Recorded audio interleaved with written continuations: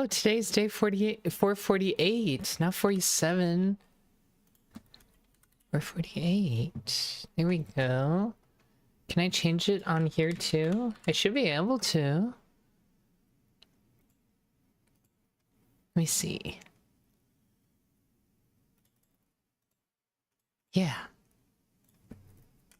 Hi everybody. Sorry. Typed in the wrong number. But yes. We'll get started here in just a minute.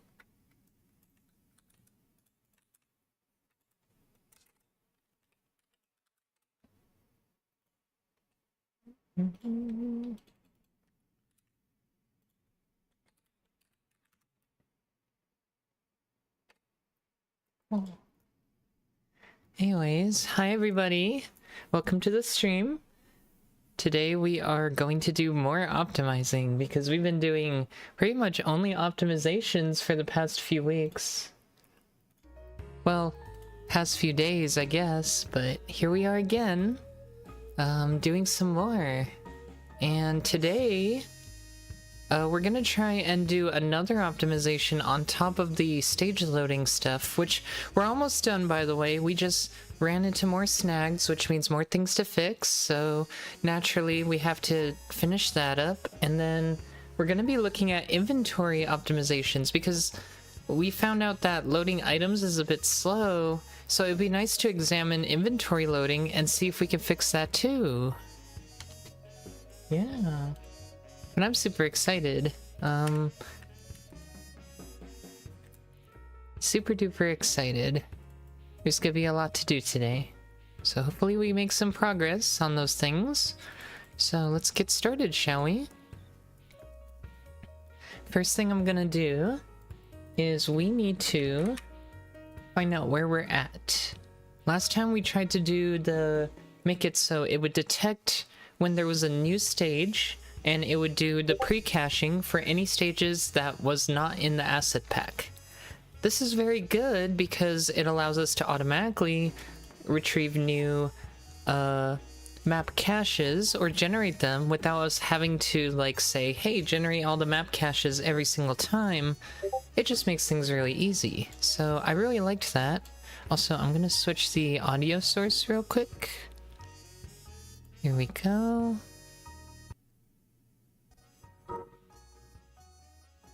That way I can at least hear it, because it wasn't connected to the right device. Okay. So I'm trying to think, where do we want to start? Let's start with... I think what we ended up finding was we ended up in that one weird, like, loading state where it didn't really load a map, it just loaded a 0x0 tile map. So, and that tells us that we didn't properly go back to the title screen after we were done. So, I need to figure out why that is. Because this should have triggered. So, I'm gonna go back to debug mode. Debug build, excuse me. And let's go to... Let's first delete the game pack, because the game pack contains all of our like cached files. So we're going to delete the cache, and I want it to run from the beginning until it gets to this part where it's supposed to say, okay, game map cache is running, is finished, and see where we're at after that. And what we should find is that we change state back to main menu, and we get like the title screen stuff happening. But I think the issue was, let's see.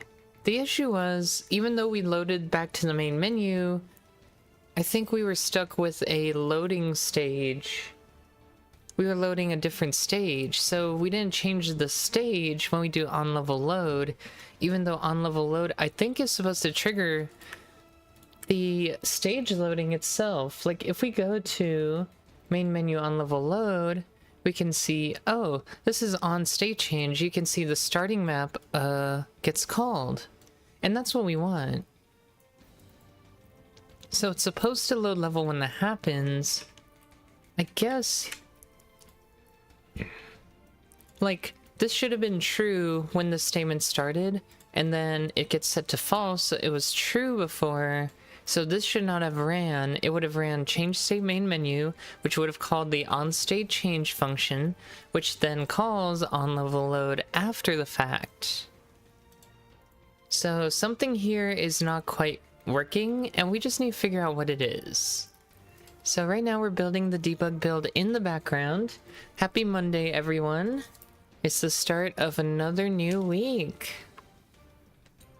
And another exciting week of game dev, hopefully.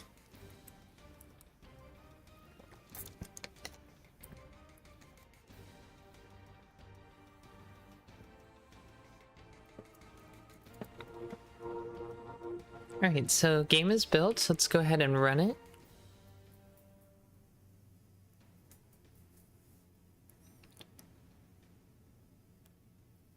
And let's see what happens.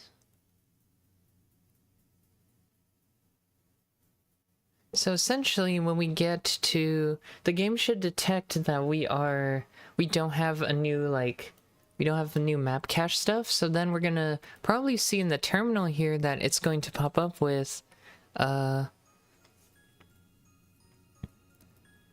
generating all the map caches for us. So hopefully that is the case. So it should happen right here, hopefully. Okay, so yeah, it's like, okay, generating the map cache for everything because it can find any of these maps in the map cache. So it should be doing that now, and we'll be going through all the maps, of course. And it's gonna be slower in debug, but we want to see what the state of our game is afterwards so we can develop a fix for it. After this, we have to implement a version of this where when it detects a file write time that is greater than the last time we created the caches for these maps, we regenerate it. So I'm thinking of how I want to structure that right now. I think what we're going to do is we're going to write a save file that says, okay, when were these file caches generated? And then from that, we compare them, like we load them in and we compare them and say, okay, are they now at a more present time? We found this last time, standard file system last write time, and we can actually use this in order to detect if we have to regenerate a cache for a map file based on doing what I said earlier and storing the dates of the files when they are first generated. So that would be nice. And so, yeah, we're just waiting for this.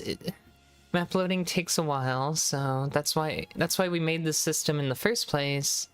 Because even in debug mode, I would like the loading aspect to be fast. I think that's our biggest pain point when trying to test stuff, is that we have too much load time, not enough playtime. So we can't really test things easily unless we go ahead and cache all these beforehand. So that was the whole idea that started all of this in the first place.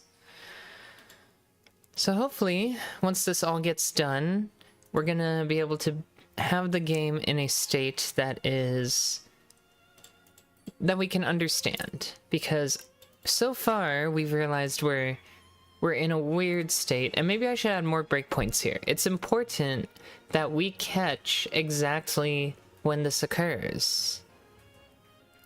And right now, the map cache should be running. Like, if I were to breakpoint here, upon the next map save finishing, or excuse me, upon the last one finishing, we should arrive here. Because the last map will make this function return false. So, hopefully that is... we still gotta do a lot of maps, so unfortunately in debug this does take a lot longer. And hopefully we only have to do this once. What I could have done to speed up this process was not delete every cache file, only like one, so it would regenerate only that one. So that's something I should try in the future if I'm gonna keep testing this. But yeah. Hope everyone is having a good Monday so far. HTRN, thank you for the follow. Just waiting along for now. Campaign 2. So, still have to do chapter 3 stuff after. I didn't realize how long this would take. But we can talk about the inventory loading stuff as well. So, when we were loading the first save file in my game over and over, when we were testing the Pirate Ghost Captain boss, we created a bug where it dropped like a bunch of rings and then it just kept adding to my inventory. And for one, this was in release build, so you don't expect release build to slow down, but in this game, when collecting the items, it was slowing down the game a lot. So then that was like the first sign that something was strange. It's like, okay, does adding an item to an inventory, does that sound like it should take very long? Like computation wise, right? But knowing how I built the game, when you collect an item, a lot goes on behind the scenes. It gets checked for like what its type is. Depending on what its type is, it gets inserted into a specific inventory. Items could stack or not stack. They could be equips, they could be accessories. There's all sorts of things that have to happen. Even merchant inventories, believe it or not, get updated based on what items you've collected, because there are sell inventories, so the sell windows have to get updated when you collect items. All this is to say that there's a lot going on, but I'm not sure we necessarily need it to be that slow, or if we can optimize things for our item adding code. Sorry, I'm new here. Which engine are you building atop? This is using the OLC Pixel Game Engine. It is a kind of like a library. You can think of it akin to like Raylib. Raylib is for C. Pixel Game Engine would be the Raylib equivalent in C++. You are given a bunch of ways to draw onto the screen. You get your basic mouse and keyboard input, and you kind of just do whatever you want with it from there. There's no real engine under the hood. You kind of have to build that yourself. So it offers that kind of flexibility. That's both good and bad, depending on how you look at it. There are positives and negatives to both, of course.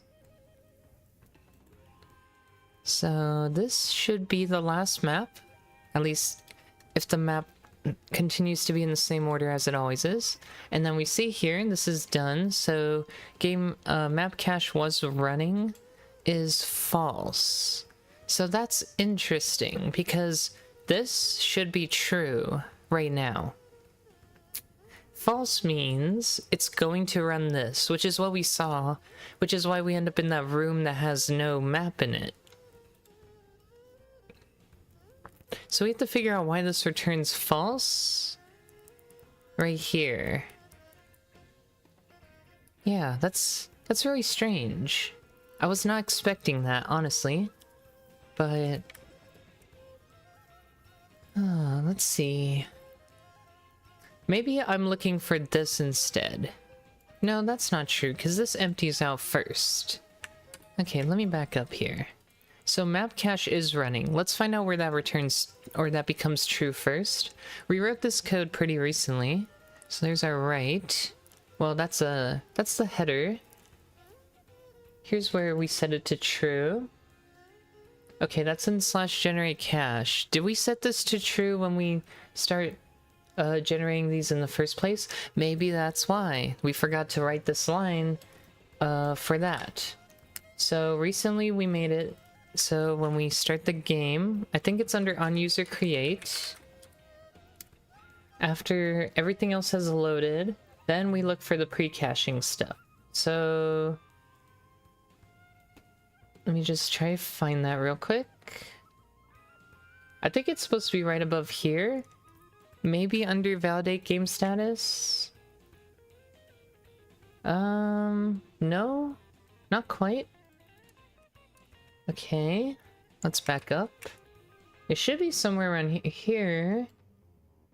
I hope. Like, I wrote this very recently, so...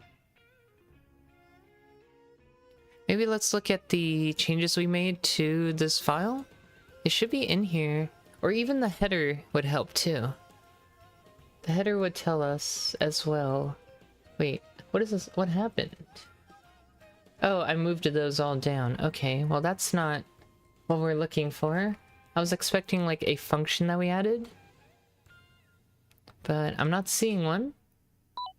Oh, there it is. Pre-cache new levels. So this function we added recently. And we can see here, that's when it calls add to map cache queue. So maybe the way we've done this, maybe it's time to make it that so map cache is running becomes true here instead. I think that makes more sense, but let me clarify that's not going to break anything first. So we go back to, let's go back to that /generate command. So in theory, if we start adding to the map cache queue, this gets set to true. I think this variable is tied to this function, so I think we can agree that we just want to set to true when we call this function. Emscripten, is the game playable on browser? Yes, it is actually. The demo is currently released on itch and Steam, so you literally can just hop on your browser and play it.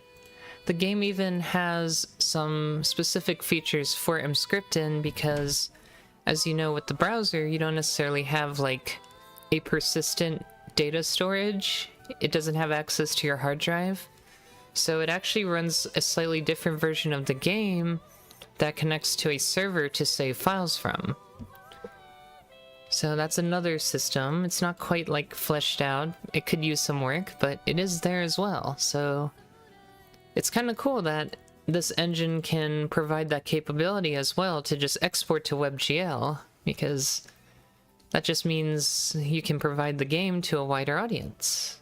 That's very nice. A lot of people just want to hop into the browser, see how it runs, right? Obviously, it's a little less performant in a browser than a native build, but it's still pretty nice. So tying this to here, this variable is not part of this class. I almost want to switch it over to being in here, but at the same time, it wouldn't be hard to just tie it to game. We already include it. I might just have to expose it publicly in order to do this, because it's inaccessible, or I provide this class as a friend class, which isn't terrible either. Maybe, maybe not. Or maybe it already is a friend class. I don't know. IntelliSense is not complaining, so maybe we're okay. But yes, I will modify that variable here. Yeah, it is pretty awesome. So I think just changing this variable will fix our problems, because if I'm not mistaken, if I run it right now, we'll be in that dead level. Or if I continue with our game, yeah, we're in this dead level here, and that's because we don't trigger that when that variable is false. So I believe now if I restart the game, we'll be fine. And I'm gonna go back to release mode, because I don't want to wait that long again. I think we basically found the root of our problem, because I was expecting that to be true, and then maybe something else weird behind the scenes was causing it, but that would have literally been the cause. So that's good. Also, it looks like IntelliSense popped back up. We need to make this accessible. I really don't want to make it public, so let's just make tile group data file a friend class. I think that is perfectly okay for this. We're not really messing with anything critical with the game in there, so I don't mind doing this. Had to be careful not to expose too many things as friend classes, because then you're just destroying the whole point of encapsulation. But I think for this it's okay. So now we're just waiting for it to build. And then after this we can do a big commit, and then I would say the map preloader is done. Oh no, we still have to do the other part, but we're almost done. But yeah, the whole test was to make a 1-6 copy and test adding a file to the previous list of files. So I wanted to try that again afterward, right here. We just added a fake file, or a fake map, for the sake of testing. So we'll try that again afterwards to make sure this still functions if we say, go work on the game or a map, come back to it, we have generated a new map file. Essentially, this process needs to be automatic to where I'm no longer thinking about it, I'm just doing other game dev stuff. That would be nice.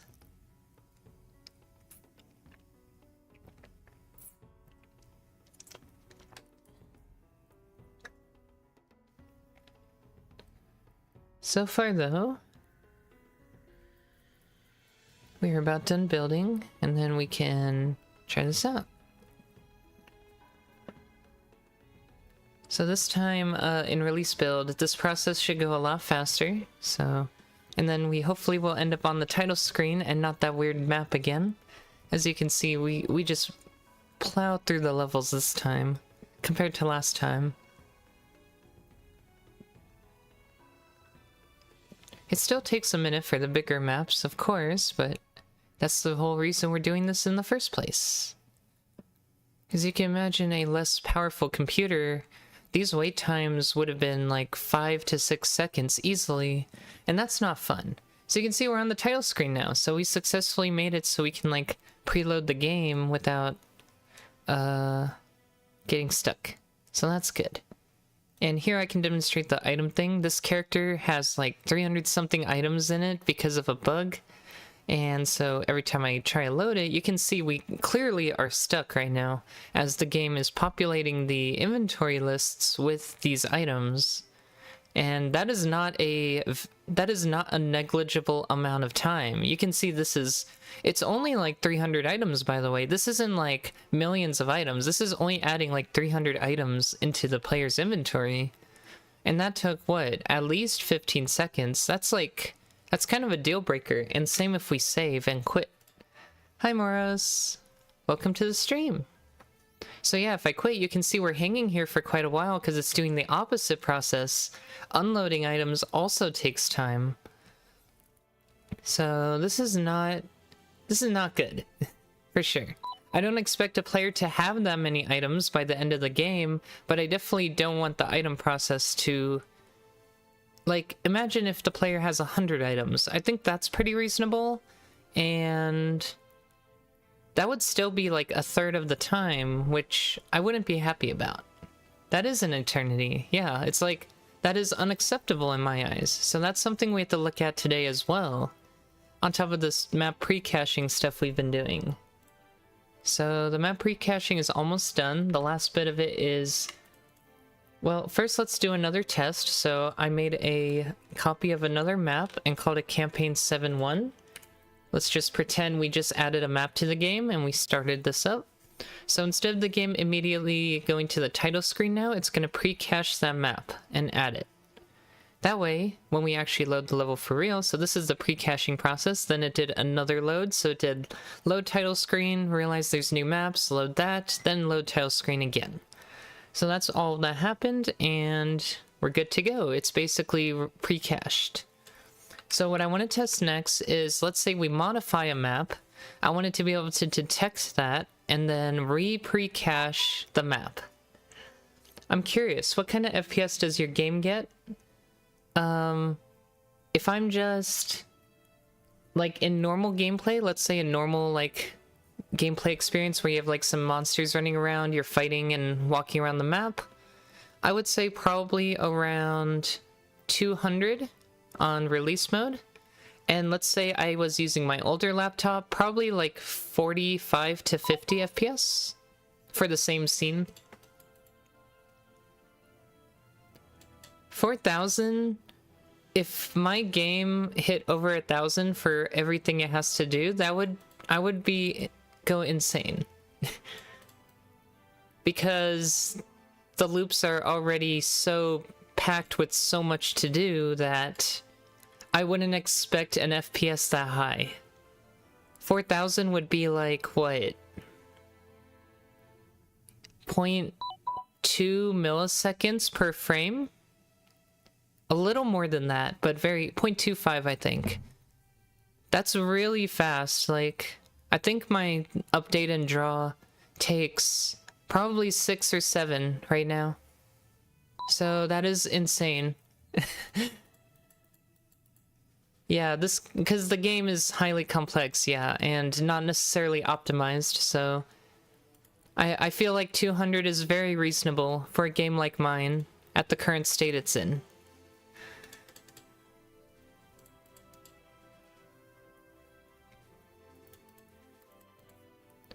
Okay. But yeah, 4,000 is batshit crazy. If my game got that right now, I would be very happy. I would be like, I have so much budget. I wouldn't have to optimize away literally everything just to keep my game at the pace I want it to be at. Okay. So, yeah, it's a never-ending battle for optimization, right? So, we need to go to the place where we call that cache function.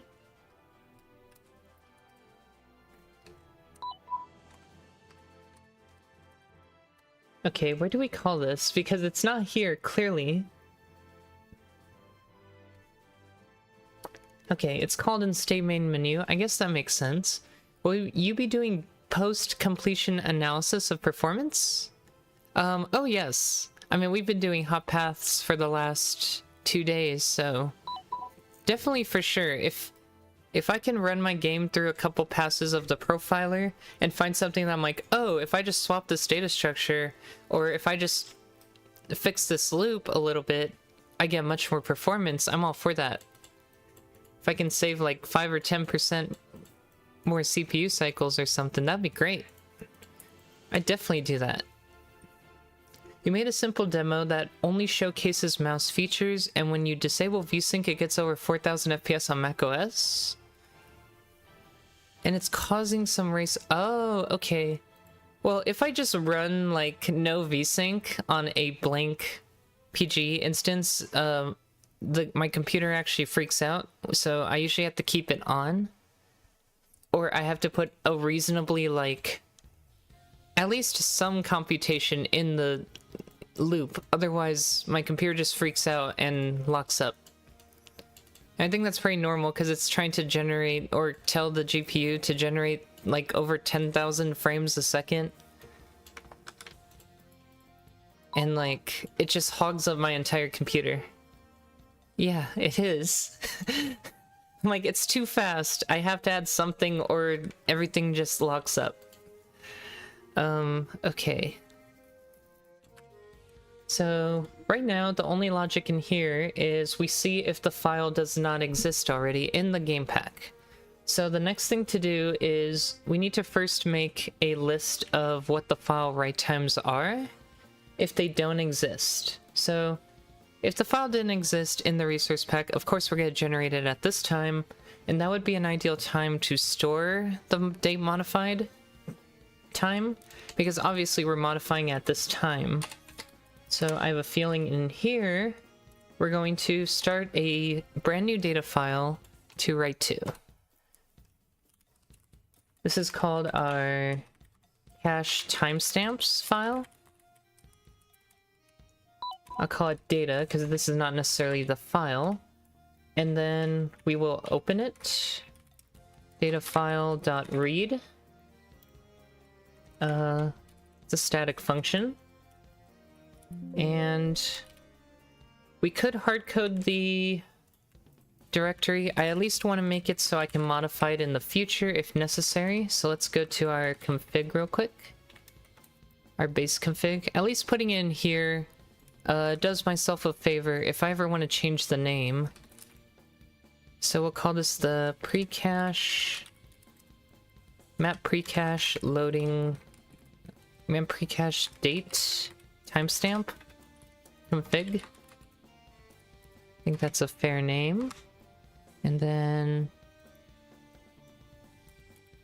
map precache timestamp config. And I'll just call this precache timestamps.txt. I think that's fine. C++ is one of those languages where you can spend a lifetime optimizing from how much C++ lets you do. Right? Yeah. Still have so much to learn in regards to that as well, but It's a lot of fun to try to optimize. And it might not even necessarily be optimizing an algorithm. Sometimes it's just like, well, my data structure just sucks. the way the data is laid out just sucks, right? Okay, so back over here, we're gonna read in. We need to provide the data file as an input and a file name. So it's going to be whatever this is, parsed from the configuration file as a string. Everything else can be its defaults.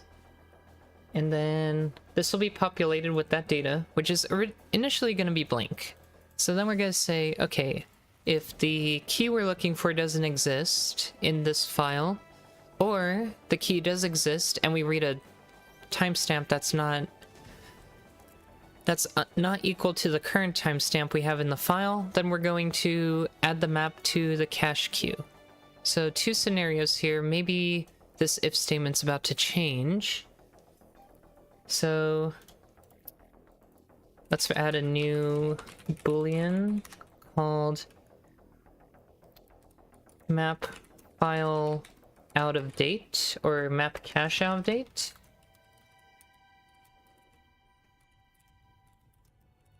And we'll just set that equal to reading in. So either it's not going to exist, so cache timestamp data dot has so either not has property, and the property name will be the map name. We're just going to use the map names for simplicity. Every map name has to be unique. And the other condition would be, so or if we do have the property, then we're going to read the property. So it's going to be it'll be a string timestamp. I'm not sure if Chrono will have a way to read that in yet. Let's take a look though. Because the way this is done is this outputs a, well, it's a time. File time type. It uses Chrono time point. So we need to know if there is a way to parse that from a like string, or do we even have to parse into, let's see, we can just get the time point of the file ourselves and compare that string, because the output strings should be the same. So get string of that map name has to be equal to the file name itself. So the file has to exist for this to be checked. So we'll have to say standard, or, well, it's from the game pack. So we have to see if the precache file exists. I guess that's where this comes in. Precache file exists, and I believe and short circuits. I could be wrong. Where's precedence? And does short circuit before or does. So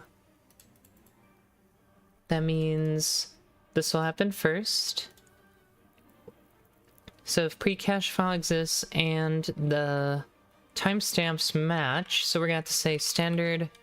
Well, no. Anything stored in the resource pack is not gonna have a matching. Oh, that's interesting.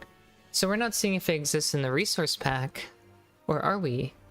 If it doesn't exist, if it exists in the resource pack, that doesn't necessarily mean it exists on our system, because we also store a local version of the cache here.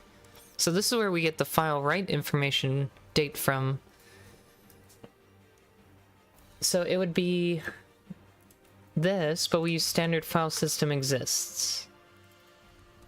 Standard file system exists this particular file,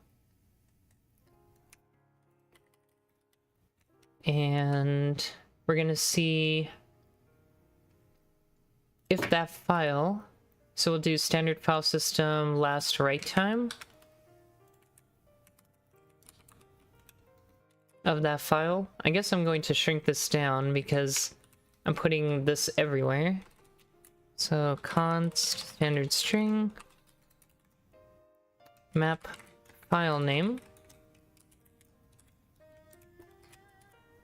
And we could even pass that into this function here so we don't have to redo it.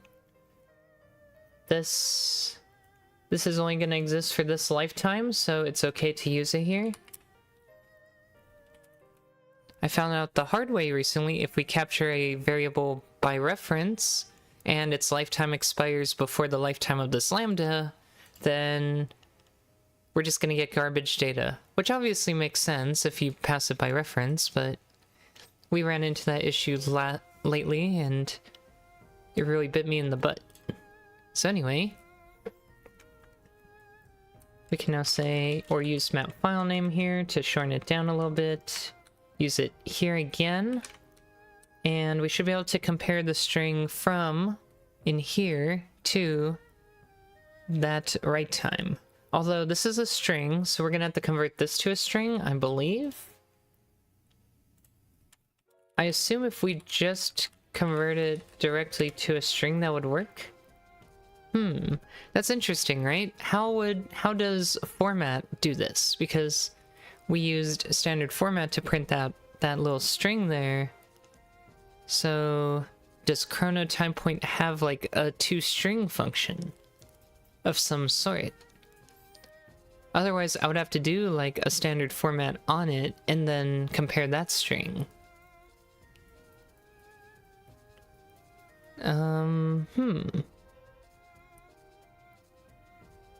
I don't really see one. Maybe the format is just built in. So maybe I just have to do it that way, standard format. Because I could do it the other way. I could convert that to like a time since epoch and store it as an integer. I think I like that better, rather than trying to do more string conversions. So it looks like we can do... Oh, what is going on? So, time since epoch. It might not be an integer. It looks like it's a system clock duration. Whatever that's supposed to be. Let's look at duration. A duration has operator equals. Operator equal to compares two durations. Checks if left-hand side and right-hand side are equal. The number of ticks for the type common to both durations are equal. So I guess the assumption is these two should be equal. But now I have to make a duration out of my integer. Which... Can I? So a duration would be what? Constructs a duration with r ticks. So, interesting. I don't know what I'm getting myself into right now. I don't know if I like this at all. I'm just looking at the example here to try and see if I can understand. It looks like we would have to duration cast it to a certain time... what do you call it? Time measurement? Because a duration is a count of ticks of type rep and a tick period, where the tick period is a compiled time rational fraction representing the time in seconds from one tick to the next. I would assume that the duration on this thing would be something sane. Like, probably like 1 second or something, because I notice when we standard format it, it produces it in Zulu time, and it has... No, it does have like the fractional component as well. I might be better off for simplicity just converting it to a string, because I don't know if I want to deal with all the Chronos stuff. It looks like I thought it was going to be easier to do it this way, like get time since epoch. But maybe not. It's a little more complicated than that. So let's go the other way and just convert it to a string, or in my case, standard format it. with this value and compare that to a string we read and write to from the file itself.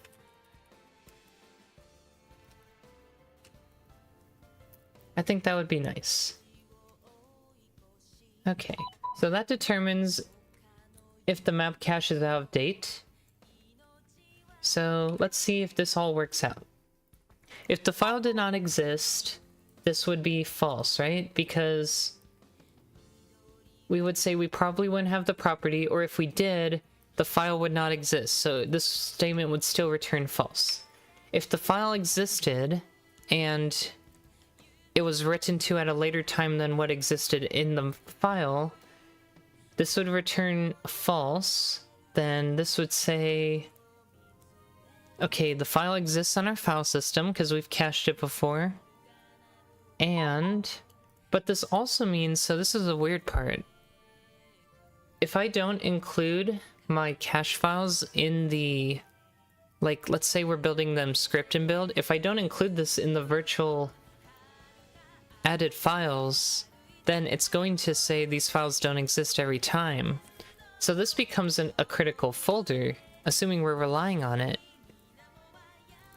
Which means, this is just like a build thing I have, but I have some scripts for distributing the game, and I would have to modify them to include this folder in the assets list.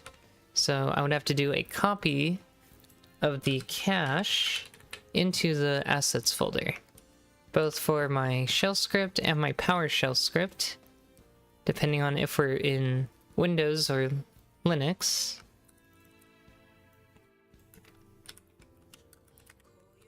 I think that's the only thing we have to add.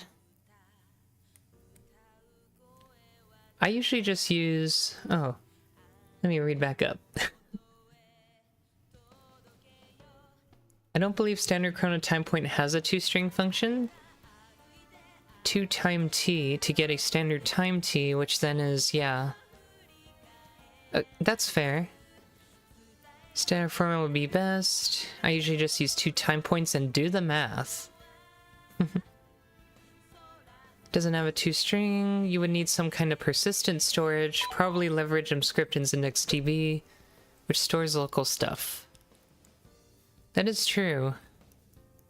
God, I hate messing with that though.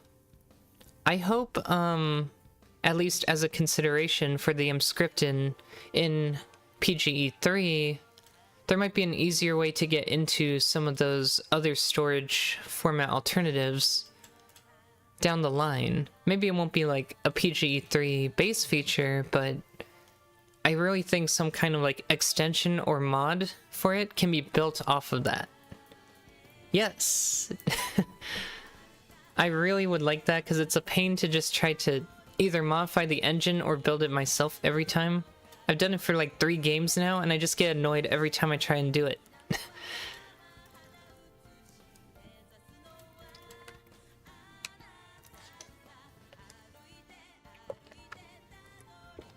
Yes, that would be nice.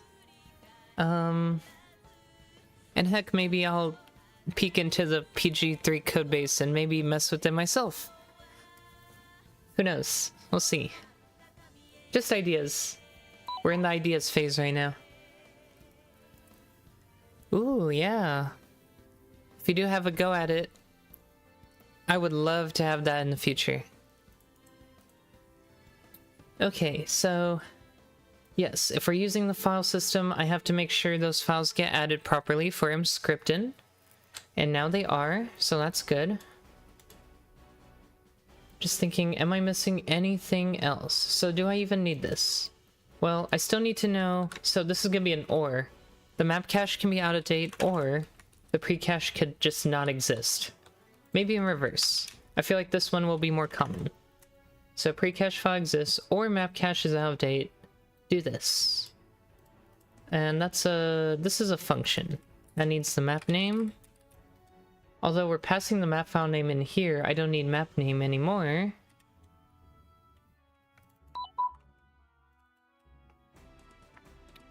So I can get rid of this.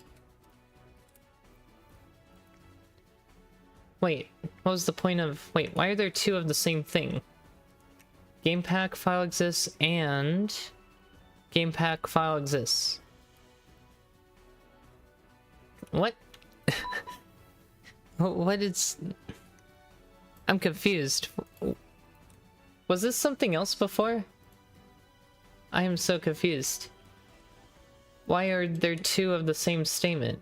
I'm gonna undo real quick. Did I just write the same thing twice? Why? What was I thinking? Okay, anyway, get rid of that one.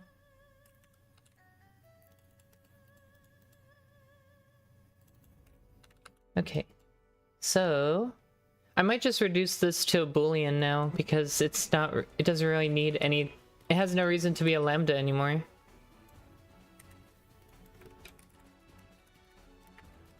Okay.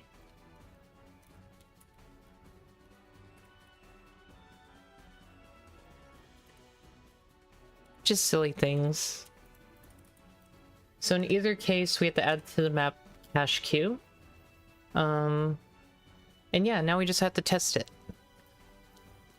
I'm still waiting on Javid to figure out what he wants to do for whatever replaces resource pack, because he might come up with something there. And that makes sense to abstract. Ooh, yes. Very much so. I really like how resource packs work. It just makes it easy to distribute things, and anything else that can be tied directly to it just makes everything more cohesive. The more things that use it, the more reason there is to use it, which means it'll probably have better support. Because it almost felt like an afterthought for PGE 2.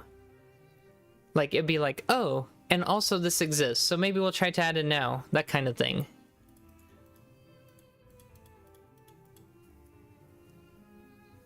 But that reminds me of some other PGE 2 features that were, like, just kind of thrown in. I have a feeling somewhere like, oh, Javid needs this feature, so now it's in here. That's what it feels like sometimes. Okay. So...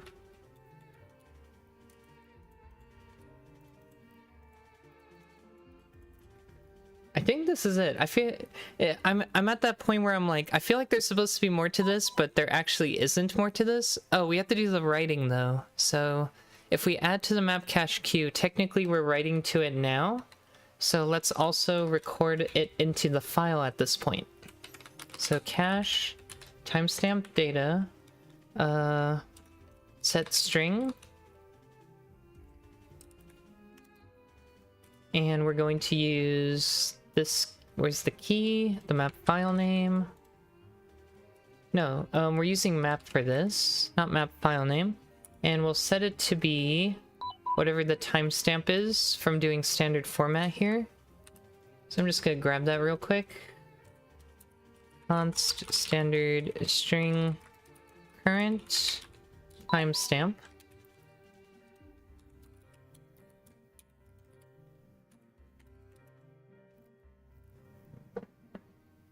For whatever file name this is. I guess it's more like last write timestamp. Okay, and then we set the string to last write timestamp as a string, yeah, and then data file write when we're all done. And with that, I think we're good to go. So write takes in the same parameters, right? The data file itself and a variable or a file name.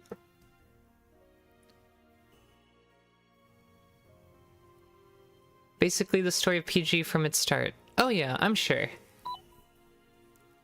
Javid made PG because software rendering 3D maps in CG was not viable.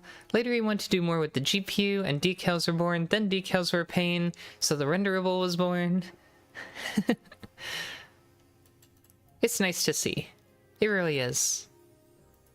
Glad to see the evolution of it over time. Glad to be a part of it as well. Like, the fact that PGE came around into existence around the time when I was really interested in it is a godsend, because at that time I wasn't really moving on to other programming languages seriously for game development. So PGE kind of kickstarted it because it was just enough to let me be creative and explore the language at the same time. It's not very hands-off to where the engine does most of the work, and it's also simple enough that you're not scrambling to try to link libraries together and find tutorials that are like 2 or 3 years old, 10 years old, that don't even work anymore. JavaScript would have been a good candidate too. I could have seen myself doing that if I mean, the first game jam I participated in for OLC, I did do it in JavaScript. I didn't feel very good about it, but I did do it. It was literally canvas rendering by hand, so it was pretty painful. So why is this a problem? I feel like some IntelliSense keeps popping up something silly, and I don't understand. I'm just gonna build it and see what it says. We have... Cannot convert argument 1 from basic string to const size t.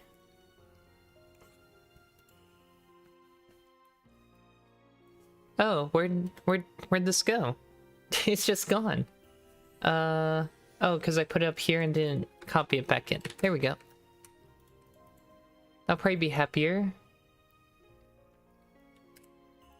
Alright, let's see what's next. I used to program C and C++, and when Windows came into existence and everything required you to write all that boilerplate to handle being a Windows app, and I just lost all my interest. Very fair. Very fair. I felt like I understood none of it either. Okay, it looks like I have another one. Same problem. What is it trying to do? It's saying it cannot convert a string to a size t. But why are we doing that in the first place? Get string? Oh. We have to do the map key itself. Okay, that's what I'm missing. Yeah, I did that wrong. So that fixes that. Because putting it inside here is which array element we want, and that's definitely not what we're looking for. And then set string cannot convert argument 2 from string to size t. Oh, we probably have the same exact issue, don't we? It's a set string of the key map to... No, that sounds right. Map name is a string. Last write timestamp is a string. So it should be const string... Oh. No, yeah, I did the same exact thing. It's just one parameter index into that key. Yeah. Just had the wrong use syntax for it. The other way would be cache timestamps data.get property map dot set string. That's just how it's built. I was just mentioning WinAPI's GUI aspect the other day. Yeah, window procs off event based interface isn't for me. It's not complicated. It's just not intuitive to downright ugly.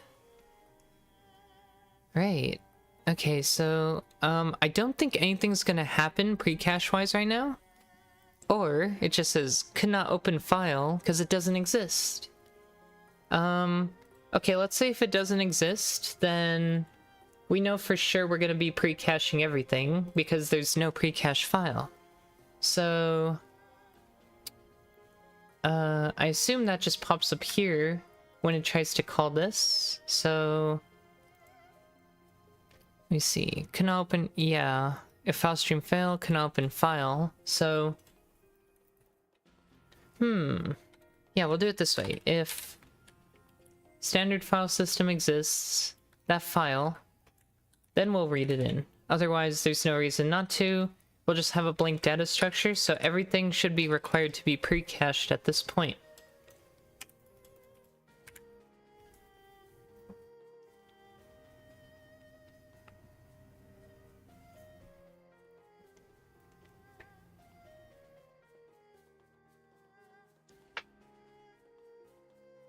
Okay, so we'll try that again. So since there's no pre-cache file, there's no modified dates to compare to, every single map should have to be preloaded, even though they've already been preloaded in the game pack prior. Or we just break. Key intro map does not exist in data file. Oh, you know what? We have to check for the key existing too, otherwise it errors out. So not only does the file have to exist, we have to say and cache timestamps data has property map and cache timestamps data get string is equal to last write timestamp. I'm gonna simplify this a little bit just because it's a bit long with let's see, cache, let's see, what's the logic here? It's to see if the cache timestamp matches. Cache timestamp matches last write time.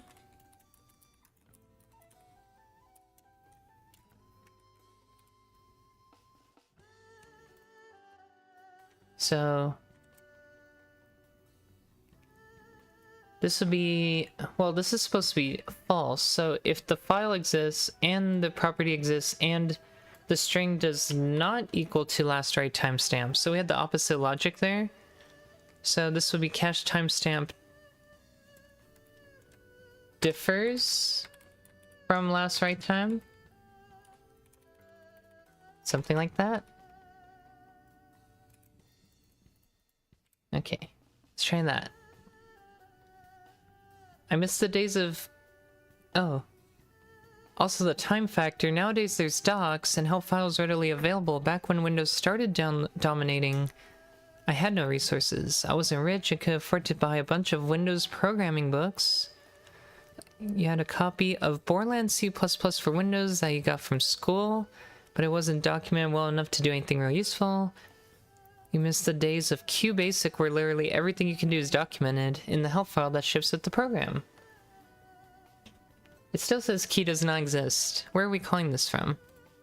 Where's the...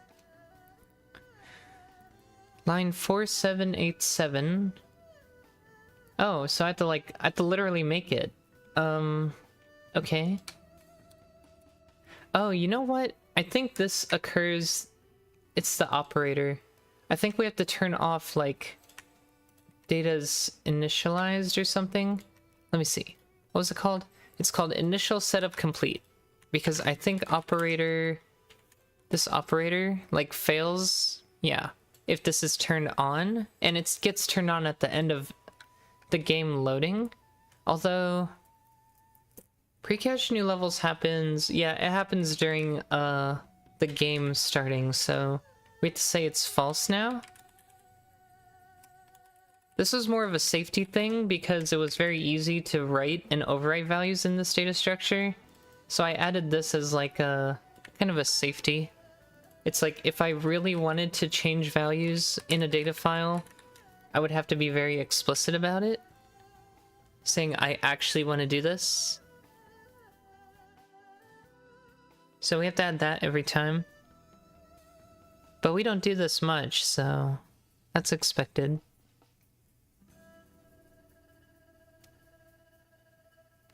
Okay. So now, it shouldn't be a problem. But it actually did catch this earlier because I wrote it like this, and it would have been created if this was the default version of the OLC util data file. Which then would have caused some behavior I probably was not expecting. So, it's actually a good thing to do that. To prevent accidents. It's the same reason why I made that safe map before, because I wanted to use that operator brace syntax, but at the same time, I didn't want it to create the keys if they were not created. So I essentially made that to make sure we weren't doing the wrong operation, but we could still use the I guess, the easy syntax. I've been considerably doing an entire game using Lua for all of my config and map file formats. Really? Nice. It's probably a good thing. Just making as much of it in data files as you can.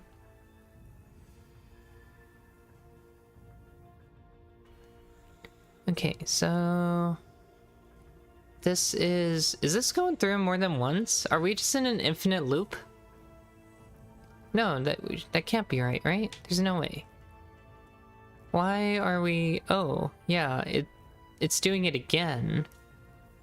Why are we in an infinite loop? So that must mean that one of these conditions is not being satisfied. Let's take a look on the next iteration. Something's not being satisfied. Because it's reloading the game and then it's checking that again and saying there's still no pre-cache for any of these stages, which it's clearly making right now. So... Also, hopefully these are not optimized out. They probably are, though.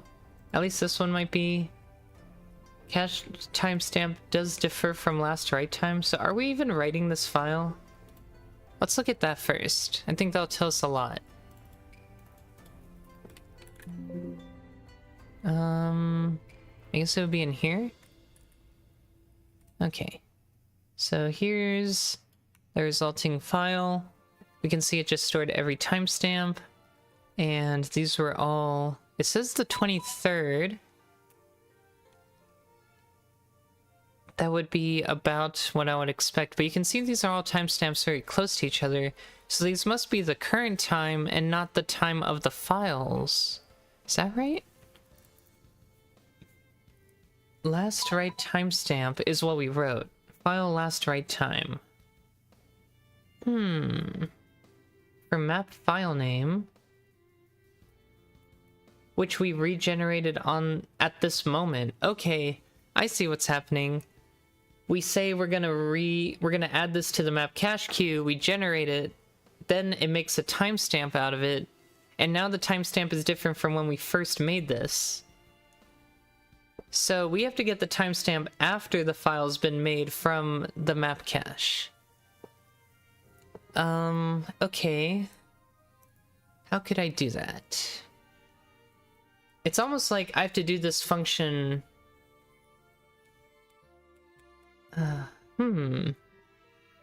So the order should be... generate anything in the map cache, then check for and pre-cache new levels?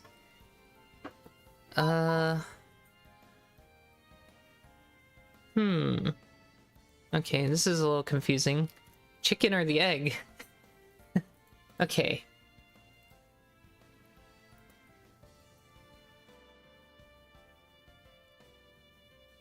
So I think my issue is if they don't even exist in the first place, like these timestamps, they have to be generated. Let's see. Maybe, because we can detect when a map cache generation is done. That's when we have to actually do the file writing. So we can't do the file writing here. It's just not possible. We have to iterate through all the maps again later and write these file stamps. I think that's the only sane way to do this. So... I guess we can still read from it, we just can't write to it at this time. So I'm gonna bring over these two into here, and I'll probably clean this up into a little lambda or something in a bit, because this is less related to actually doing map caching stuff. But this is essentially the moment that map caching has finished. And it's ready to go back to the main menu. So we will need this, and we will need these. So bringing all that in here, and then we need to iterate through all maps.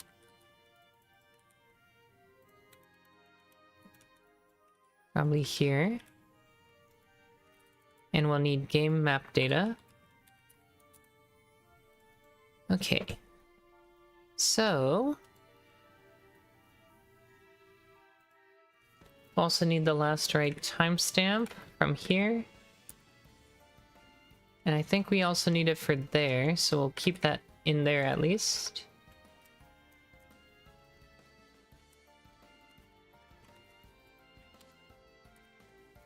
And then this is where we would actually write every single map's right timestamp.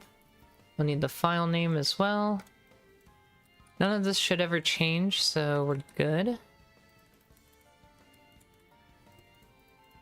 Okay.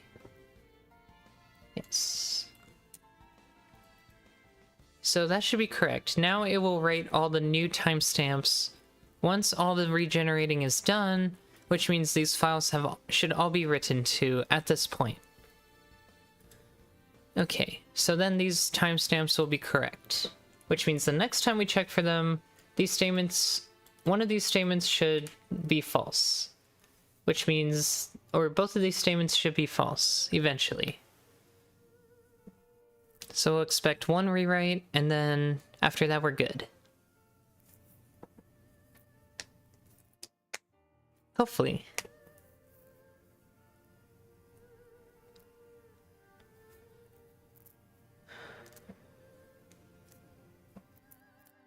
Fingers crossed, yes.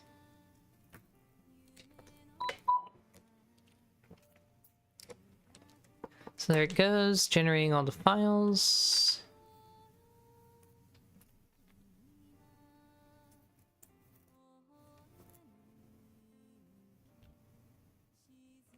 La la la la la la.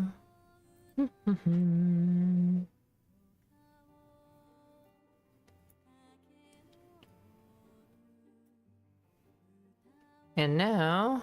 Oh, nope. Didn't work. We're still doing it. Okay. Well, I guess let's see where what the timestamps are now. Because, I mean, this makes sense as when they were first generated, but it's going to do it again, so are the timestamps going to change again? I guess they would, because the files are regenerating again. So I think it must be the if statements now. But yeah, these have changed once again. So we're going to assume this exists, because they definitely should by now. And then, let's see. This would exist. This would have the property if we read it from it. Oh, we don't read from it. Okay. Well, I deleted the read, so that's my fault. I put the read over here. We don't actually have to read from over here, so that's my bad. I don't even need to... Yeah, I don't even need to populate it over there. Realistically, I'm just gonna rewrite it from scratch every time, so... Wait, no, it is there. I see it. Okay, so we do read. I guess I want to grab... Well, I assume it's reading that correctly.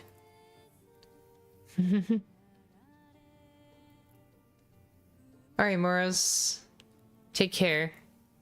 And hopefully you consider the idea for the Emscript and file system stuff. I think that would be amazing, honestly.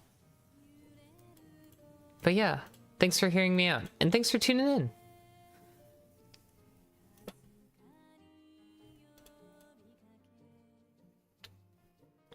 Okay, so I confirm that we actually populate this, assuming the file exists, which it does. Then, you know what's weird though? I don't think this... Like, I wouldn't put the config file here is the thing. It should be under like assets/config or something. And we do have a config path thing. So I should be putting everything under there. Yeah, it's supposed to be config path plus whatever. So I am going to move it for the sake of that, for consistency, and I'm just like, we're actually only including stuff that are in, oops, and that we're screaming now. Okay. Also, it includes the leading slash, so I just have to make sure I don't have a leading slash inside the map precache thing, and I don't. So it's gonna be those two braces followed by config path s and map precache timestamp config s. Yeah. Something's going on with the syntax. Oh, I see. Okay. After that, read from said file.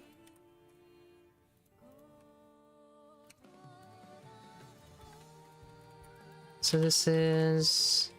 Oh my gosh, why do I keep hitting the dumb caps lock?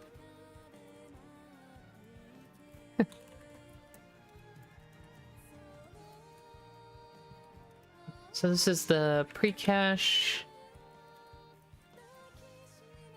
configuration file.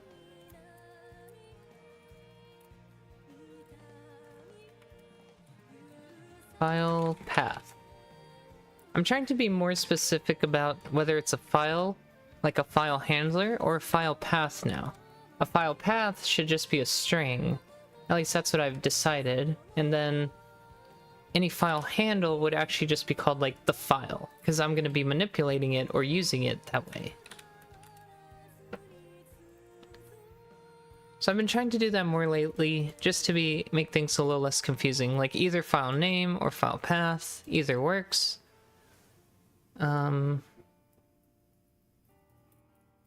Okay. So why wouldn't this work then?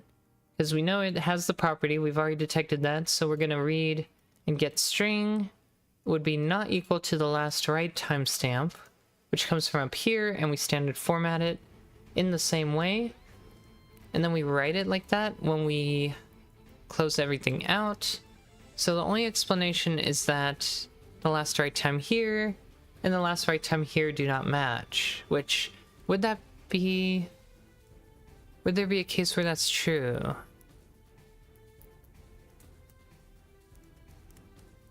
trying to think if there would be a case where that is true. I don't think so. But I think it would be immensely helpful if we build the debug version of this now and really start figuring out what's going on. Because we're gonna have to go probably like step by step. Be like, okay, we got to here, it's calling add to map cache queue. These two booleans are getting met in the right conditions. We can check each of these functions to make sure they're properly returning what they're supposed to do. Because I kind of just wrote this all in one go, so it's likely there's a bug here I'm not catching. Maybe it's this statement, because it's a little confusing because we either don't have to have a property in the map, which means that map doesn't exist, or the cache timestamp differs from last write time, which logically saying it, that does make sense, but is that actually what this means? So what if the file system doesn't exist? Then it says it's the same, right? But then we're also checking if pre-cache file exists, but that's only from the game pack. If it doesn't exist on our hard drive but exists in the game pack, does that necessarily mean the timestamps differ? I would say yes. Right now we're not having that issue, but I could see that being an issue. So we might have to say that pre-cache file exists if it exists locally on our hard drive and it exists on the game pack?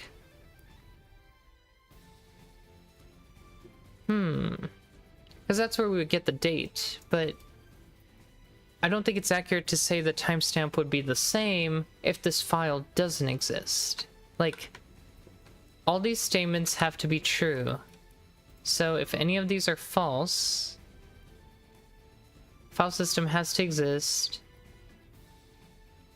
but the timestamp can also differ if the file system doesn't have that file or does not have this property.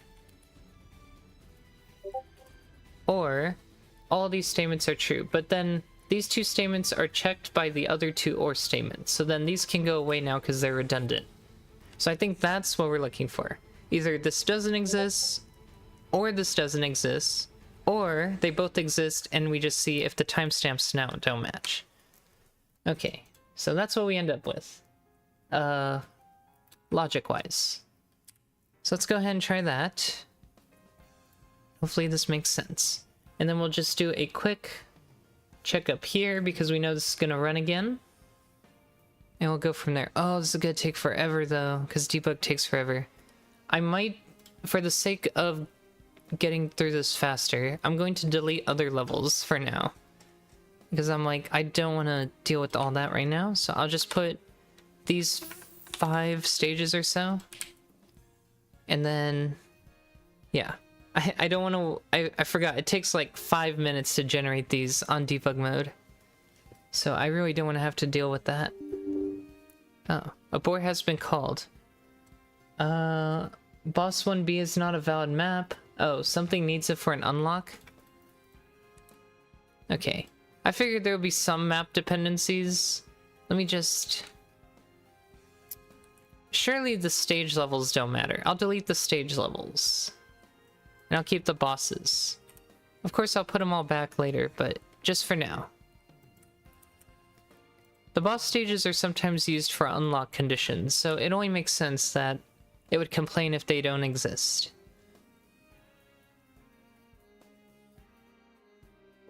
Okay.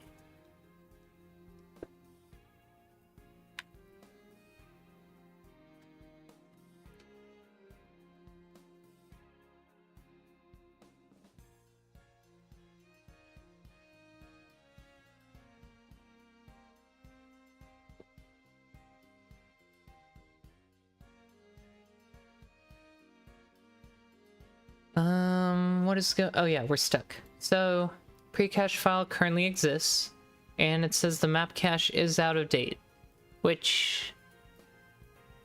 We haven't really touched the files, so maybe it's a good time to actually check for that? Check why it's out of date? But anyways, we'll get to here again and see what happens. After... Well, I guess we could check it now, huh? So... Has property returned false. Really? Has property hub. Oh, because it's not, hub is not part of level data. So it would generate that again, technically. Let me see. Yeah, it's never part of level data. So no matter what... Although now I'm confused, because it's like... Why would it not have an entry if we wrote to it earlier? It's the same, Yeah, I'm just a little confused. Let me just run this through, at least one time. And then we'll get to here again.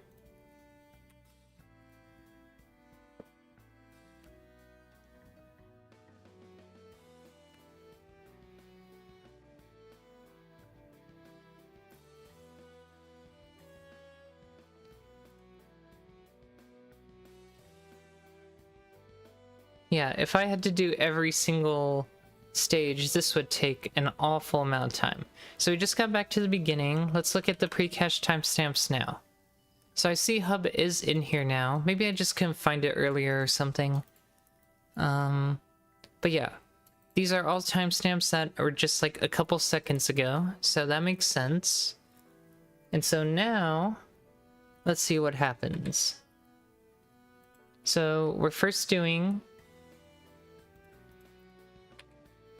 map, intro map. The last right timestamps it grabs from that is at 2018-33, which matches up with what we have here. And then this is the critical one we're interested in. So first we check if it has the property intro map. It should. Okay. I don't know why an equal sign got added, but oops. Okay, so that returns that it doesn't have the property? What?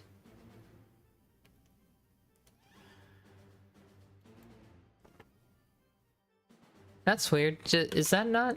Hold on. It doesn't have the property intro map? It's literally right there. What? Okay, hold on. Alright, different map, hub. For some reason, has property is not returning correctly. So, find first of... Okay, there's no dots, so this should be, yeah, and pause. So that returns and map objects. Oh! The map is not populated with any objects. It needs an object? Hold on. Did I do this wrong? cache timestamps data gets populated. Let me get out of here. Is this populated? Okay, so our read is not working. Oh, I forgot we have a new file path. Okay, so let's fix that file path on the other side first, because I forgot we changed it. So it's going to be this now.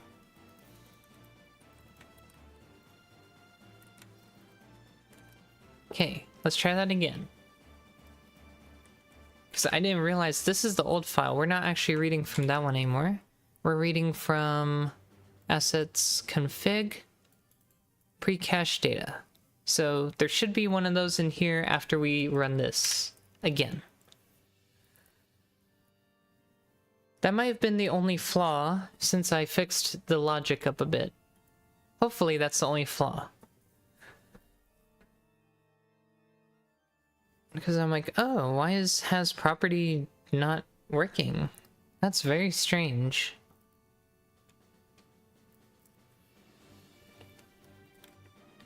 Okay, so it should now begin the pre-caching.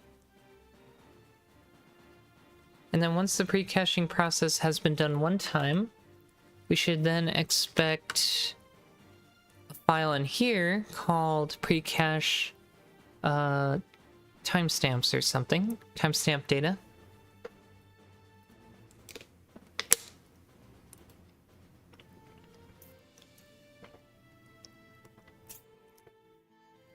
Okay, there it is. So it is trying to regenerate them again. So now it's time to find out why, right? So we'll see. I'm just waiting for it to hit this again because it's generating the really big level.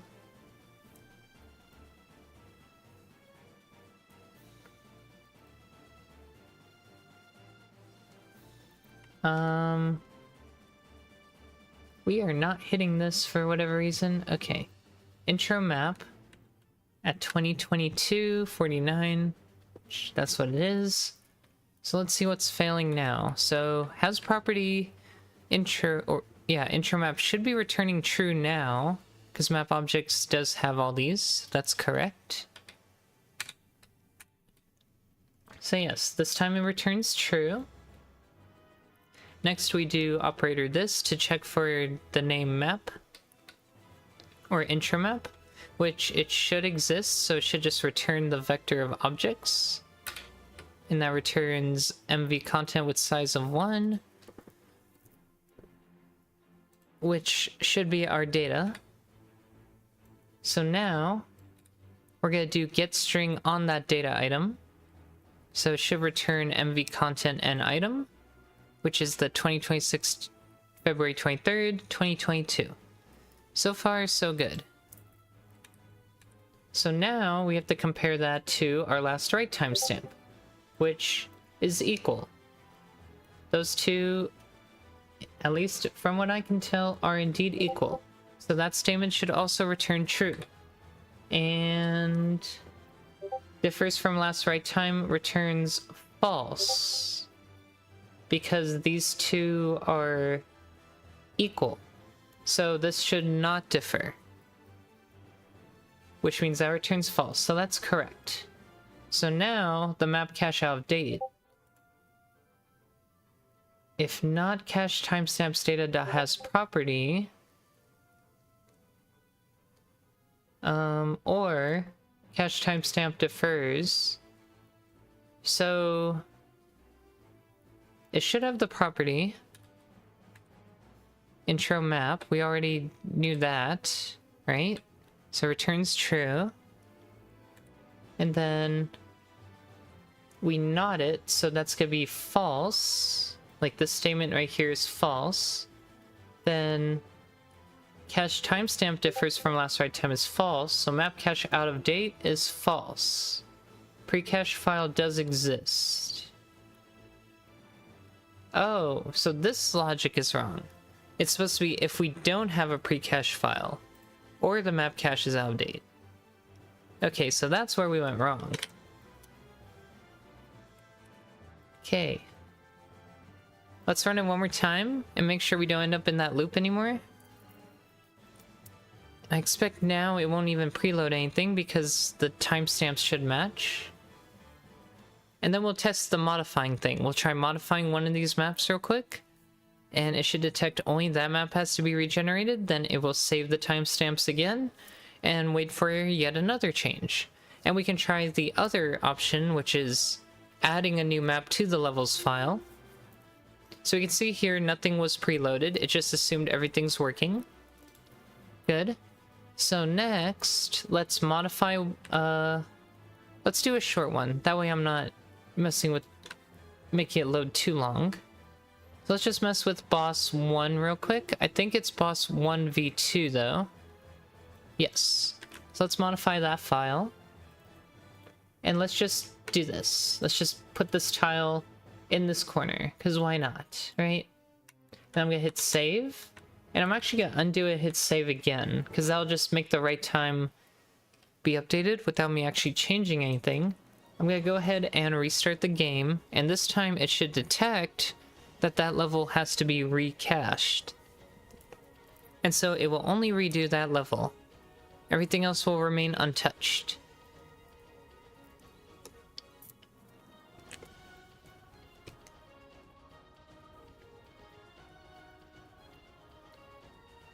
Okay, so it didn't do it. That's interesting. Okay. But I think we can say for sure that the map has been... Oh, you know what? I'm checking for the map file modified time of the pre-cache file, not the actual map file. Okay. That's a bit harder, right? Because it would be...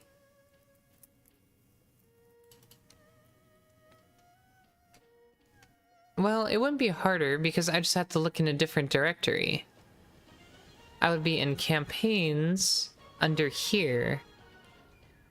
Okay, yeah. So we have to look at these map files because I only want to update it when the map file updates.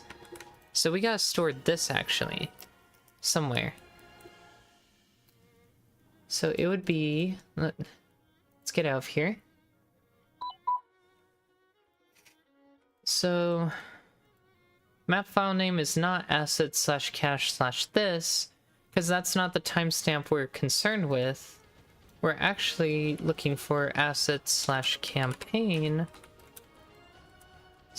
whatever the map file name is .tmx. I even think the TMX part is not right. Hi, Sticky. I got the heart. Aww. Heart. Heart.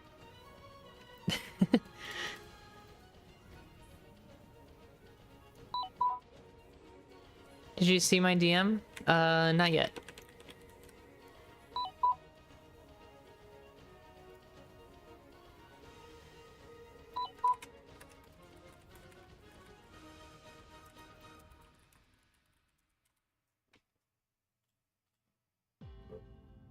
Thanks for letting me know. I'm okay.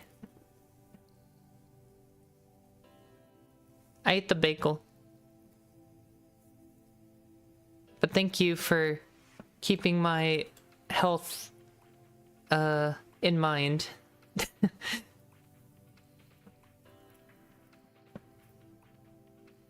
No, that's not how that works. You're not dead, I promise. Okay, good. I'm glad.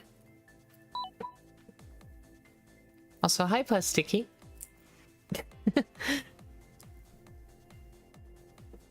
Okay, so we found out we're reading the wrong file that we're not interested in, so we're changing that.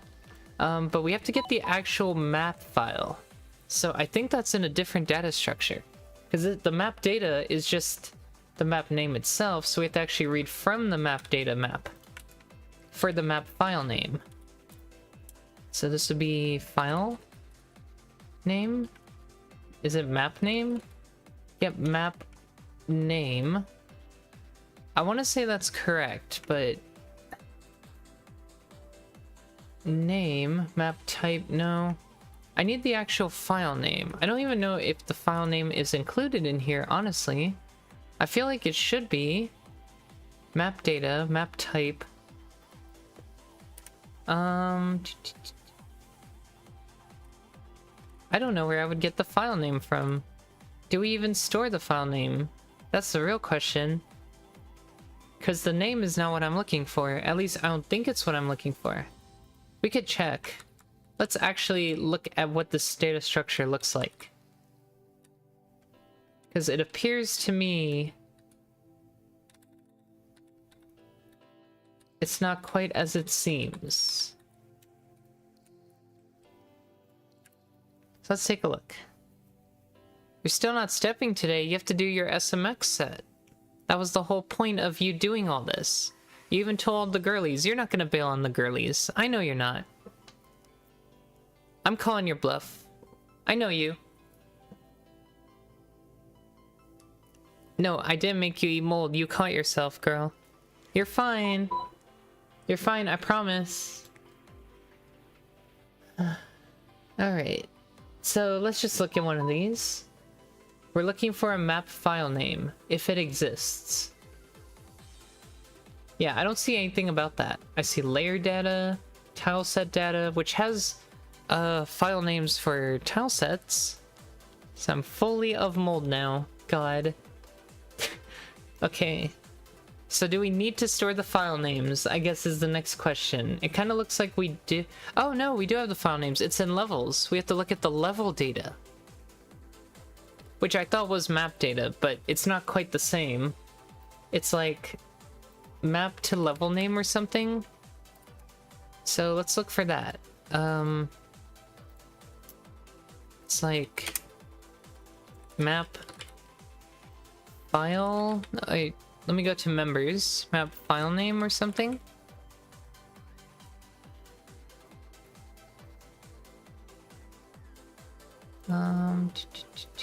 Map file name. Okay, those are just variables. And this is only for this folder. It should be file. It should be for everything. Here we go. So look for file name inside external items. Entire solution. And we're looking for... Can you stop changing this, please? File name. Specifically, map file name. I could have sworn I made something like this.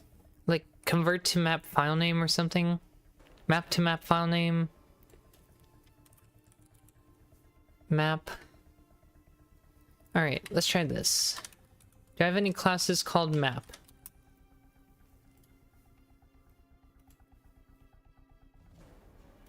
Not that. Map helper. Okay, so there's a map helper class. Map from string.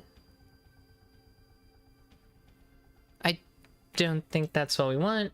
That's probably just enum to... Yeah, that's just key to the map format. I guess I'm just gonna read from this. Like, that's really all we can do. So, like, the data's already there. We just have to read from it. So, I was hoping for, like, a nice function. A nice function for the developer. That would be great. But no. So instead, it's going to be campaigns slash whatever this is supposed to be. So data, it would be levels. And then one more level down is the actual map name.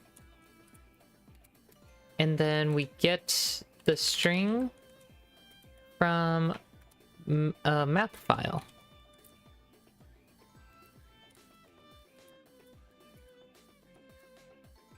get string. And that should be the actual map file itself, which is what we're actually interested in getting the file last write time from. Yes. And of course this file exists, so this isn't what this means anymore. Now we're also interested in the cache file name, which is what we used before. So we have to like back up here for a second, grab this, and use that as like the map cache file name instead.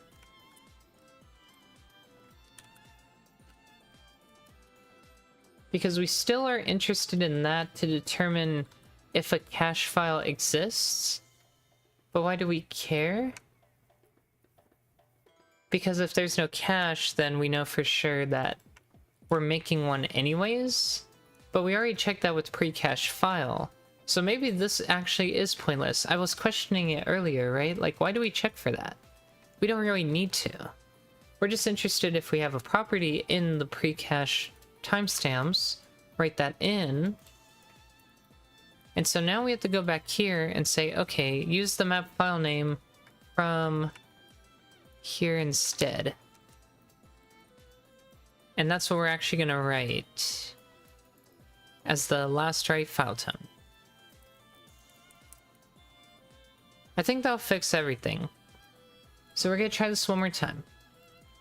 Go ahead and run this again. Rebuild.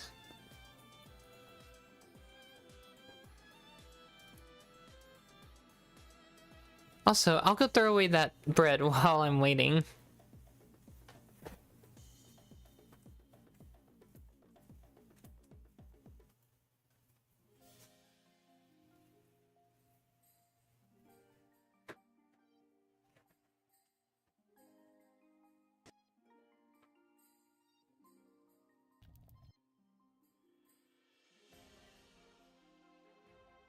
Yeah, once again, thanks for letting me know.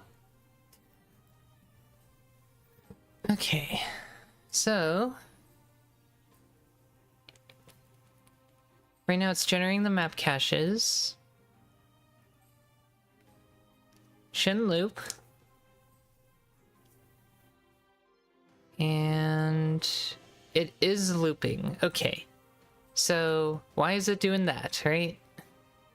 Let's find out. What is going on?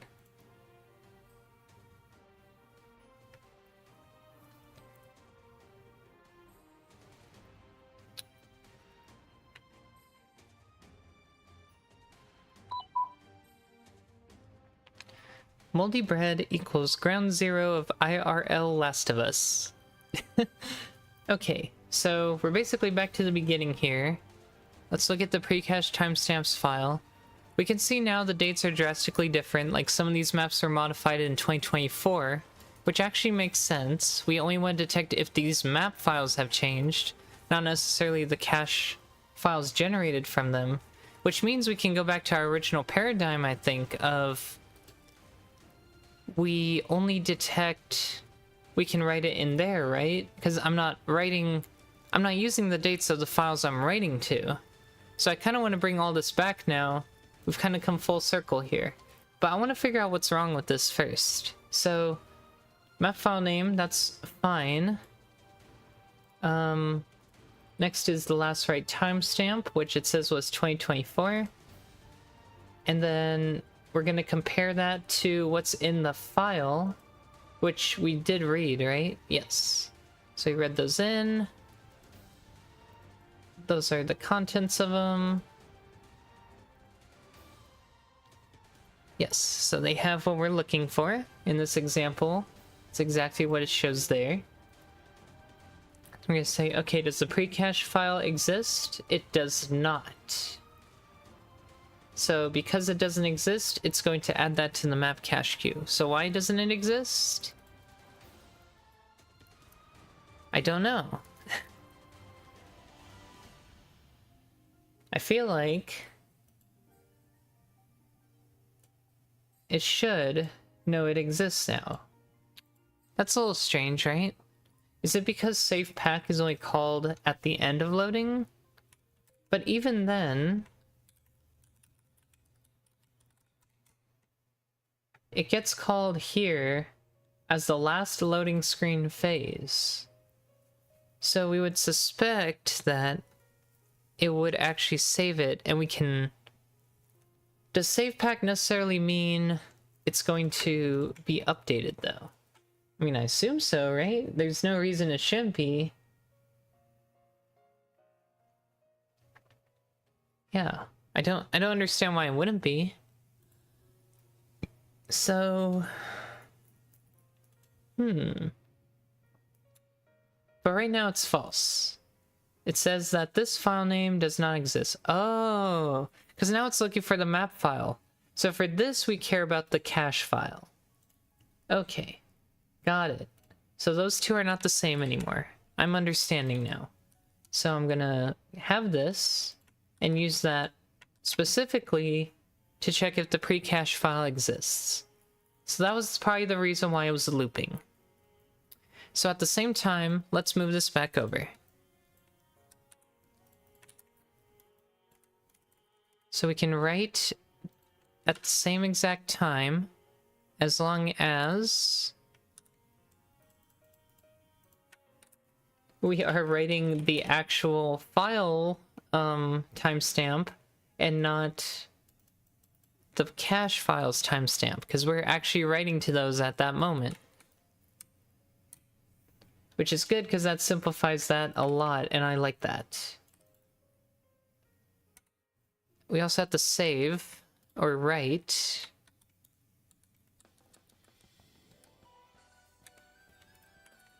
Okay. Alright, let's try this one more time, shall we? This time, it will probably detect that we already have pre-cache files, so it's not going to ask for that again. Unless the files get changed, which is exactly what we're looking for.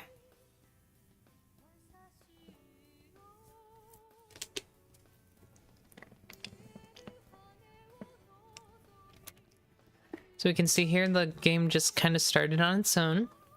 And now what we're going to do is modify a file. Again, we'll do that map. I'll just change something and then do a force save here. Then undo and save again. That'll change the write time of this file. And heck, I can even go in like here, because every time it tries to load, I think it will do this. Or maybe it's only on the main menu. I think it's only on the main menu. Let me just load this file. And then I'll go back to the title screen. Which when I do... There we go. It's generating the map cache for boss 1 again. Then it goes to the title screen. So that now works correctly. So the next thing I want to do is make it so we try and add something to the levels.txt file. So every time we go to the main menu, it checks for new stuff. New map caches, or it needs to update something. Hey there, Tiger. Welcome. We're currently finishing up the map pre-caching stuff, just doing some final fixes to it. So let's say we added a new map. In this case, I'm adding campaign 7.1 with a copy of 1.6, just for testing purposes. So I'm just calling it 7.1, and it's going to be a copy of 1.6 dash copy. I'm pretty sure that's what we made it. 1_6 space dash space copy. I'm gonna go ahead and save that. And our game's still running, so I'm gonna go back to the main menu. Oh, you know what? But map data doesn't update. So unless we re-trigger an update of data, we do have to restart the game, which is fine. I more care about us whenever we restart the game that everything works right. So it should now detect there's a brand new level in this file, and it has no pre-cache file. So it's now going to generate a cache for it. All other maps are up to date, so it's not going to regenerate those. So here it detects it's generating map 7.1.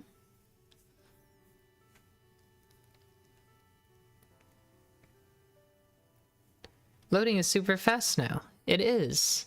After this. after this pre-caching stuff. But yes. And then it loads the tile screen again, and that level's now cached. So, looks like we finally have the correct behavior. I'm just going to restore this levels file back to its original state, because we have essentially fixed everything.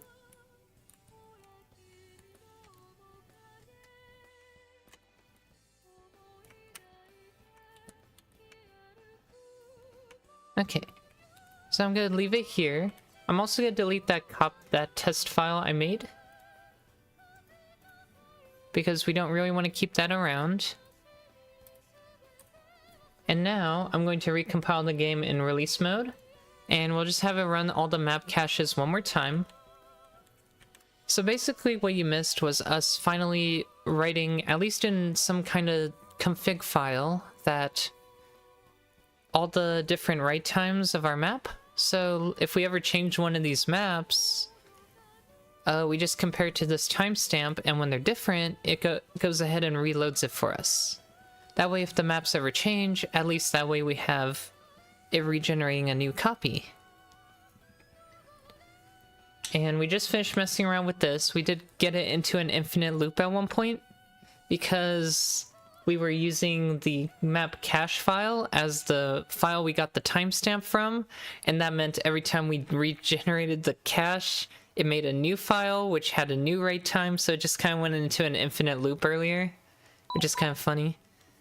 But yeah, right now it's just generating everything, and then from here on out, it will only generate new map caches of new maps, or we'll regenerate these if I have to regenerate the resource pack at some point.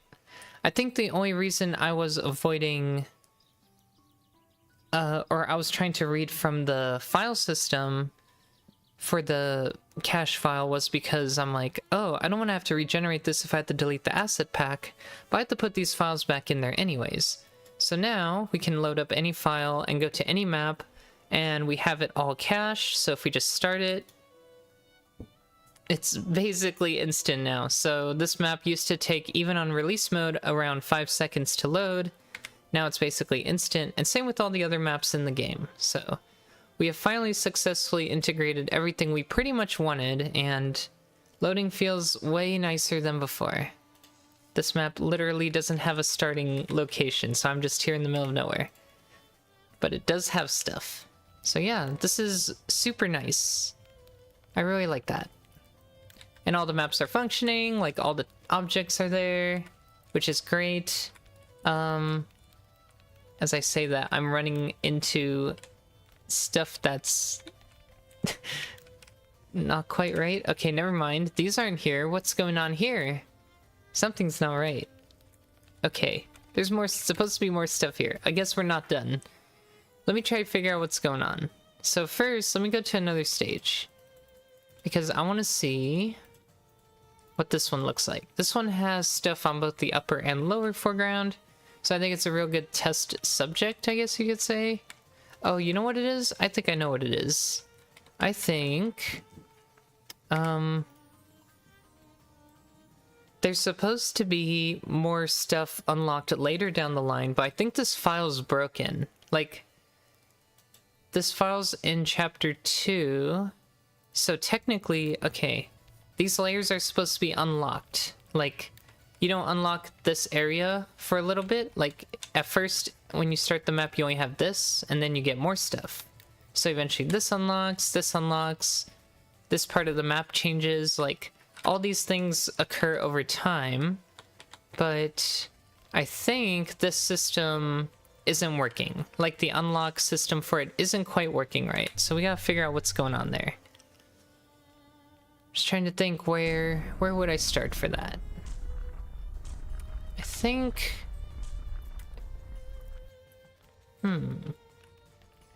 Because we are in chapter 2, so technically these should be visible.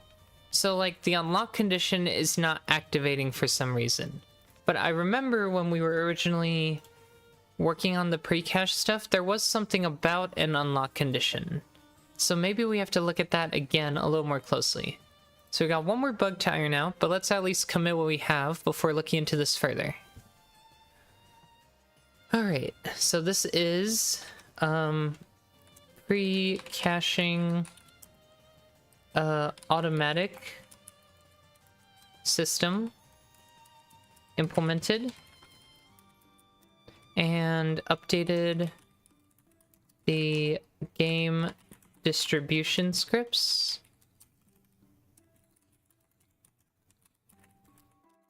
Actually, we realize we don't need the cache files, right? Yes, we don't actually need the cache files. That's just there as like a local thing. So technically, I don't need to do what I did in these. We don't have to include that folder anymore. So I'm actually gonna undo these changes. If I can. Can I undo this, please? Let me undo it. I guess I have to undo it in here. So, unstage and then undo? Yeah. Okay. Let me just undo both of those changes, because we don't need to do that. So, I'm gonna remove that part of the commit message, and this is release build 12678. Okay. Cool. Now to figure out this one bug. I think it's related to the unlock conditions for maps. So what I want to do is let's first go to the tile group loader. And let's take a look again at the tile data. Because I think an unlock condition either exists in here or somewhere nearby. Right? So we have like tile sheet. That doesn't have what I'm looking for. I guess first we have to figure out how the game determines. Ironically, I wrote it, but I don't remember. How it determines what to show. Like, this is everything that's supposed to show. When we loaded up the game, all we saw were these three items. The rest were hidden, and that's by design. These layer names are things that unlock over time. And we can see here, there's a custom property called Layer Unlock Condition. And you basically select any particular event you're interested in to be the quote-unquote unlock condition for this layer. If you have that flag in the game set, that layer appears, or should appear. So that's what I was talking about. Like with these have like little cross things on it. The beds appear. So they actually were appeared, I'm pretty sure we saw them. So those were kind of working, I guess, but we didn't see these guys, that's for sure. And we didn't see any of these props. So we need to figure out what's going on with that. So now that we know what this property is called, let's look for it in our project. Layer unlock condition. So we gotta start there. Okay, TMX parser has something. So it gets set under the layer, under unlock condition. So I guess our next step is to find out where we utilize this.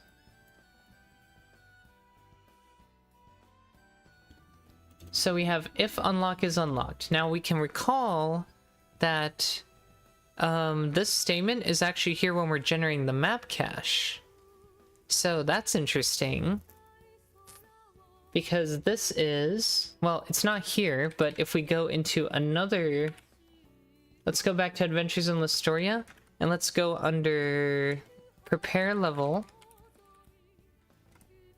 So now I'm starting to think in my head, oh no, we're gonna have to add the unlock condition as a property of the tiles. That way we can check against it when we're doing this. So you can see here, when we're doing the foreground and upper, this is the stuff we ended up caching in our data. There's that line again. Is this layer unlocked? So when we pre-cache, we're actually going to ignore tiles that have an unlock condition we haven't unlocked yet, which means our pre-cache will be wrong or snapshotted based on when we do it. And now that I'm thinking about it, we first did the pre-caching at the beginning of the game, when the game automatically sets the chapter to 1, you have nothing unlocked, like no stages unlocked, so that makes sense that the camp is completely underdeveloped.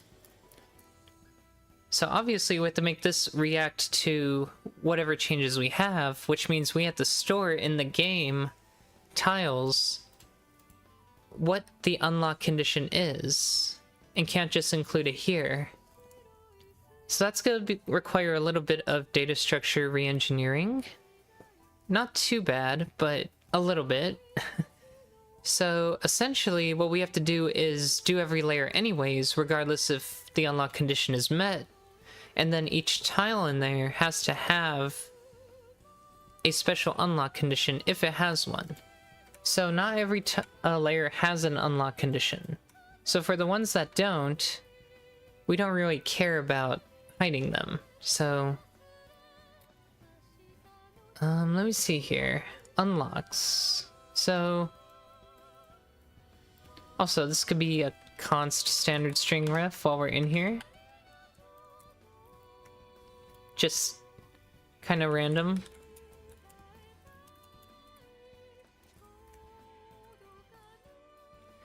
Okay, so we're gonna take it from the layer and apply it to all tiles in the layer if there is an unlock condition.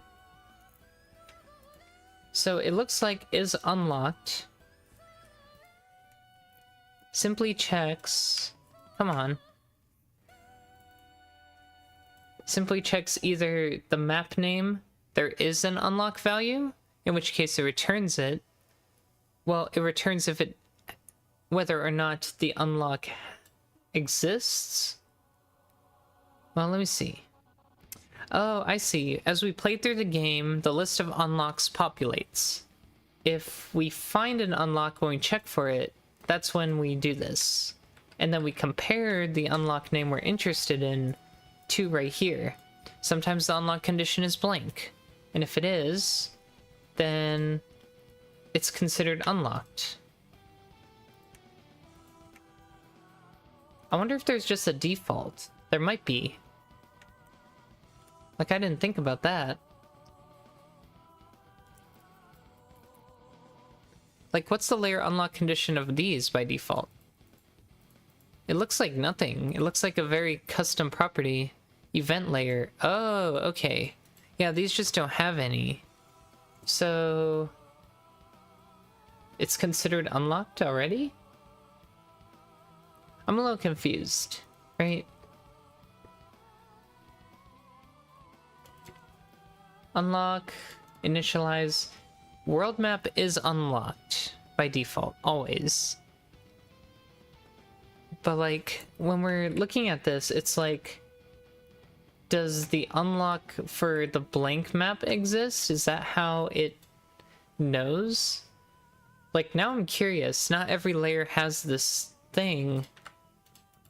Does it get added? Oh wait, let's go look at TMX parser one more time. Do we have a default in here? Oh, we do. Look, it's just blank. And then go back to TMX parser one more time.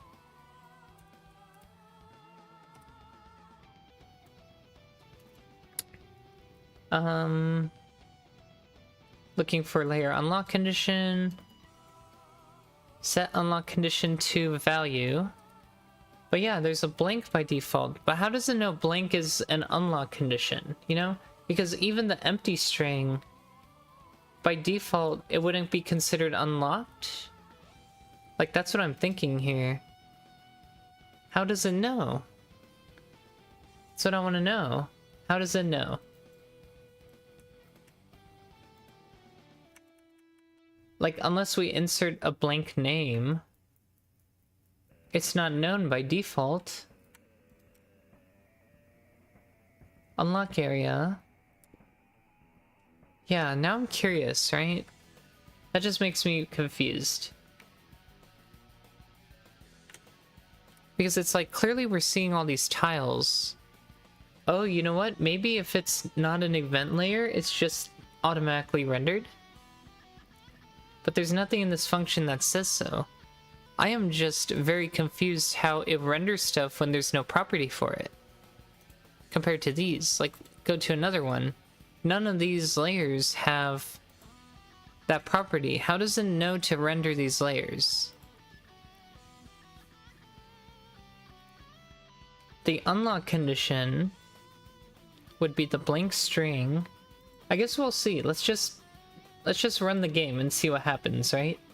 Because any old map, if we get to this point, should run this line of code if it's rendering. So surely we'd be able to see what the unlock condition would be.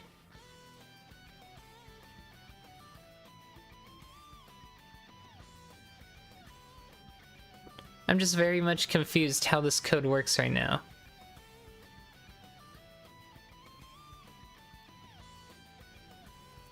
And in order to do anything useful with this code, I do need to know, hey, how does this code work?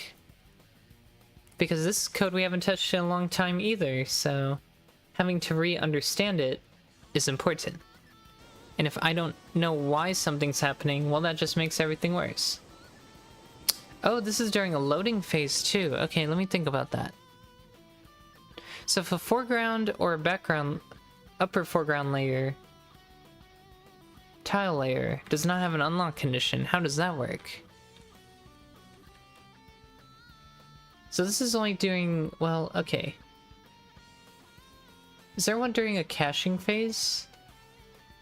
Okay, this is interesting because we added map caching, so now this isn't going to run unless I disable the map caching or quote-unquote change a file. So ironically, me adding the map caching system doesn't let me test this instantly. So let me do this. Let's just do intro map because we're already at the intro map. Let me just modify tile and unmodify it and save. And then let's breakpoint right here and let's load game and then go back to the title screen and it should detect there's been a change in that file. So now we're in here. What is the unlock condition? Okay, I think it's optimized out, which is unfortunate. This isn't though. So current level is intro map, so we can look in there. Intro map, look at the layer data, right? Layer 0.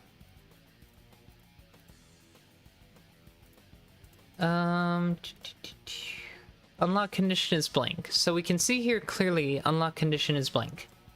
So let's actually go here. So we can go into this function, hopefully not optimized out, and unlocks. There is one key called world map. So our map name is blank.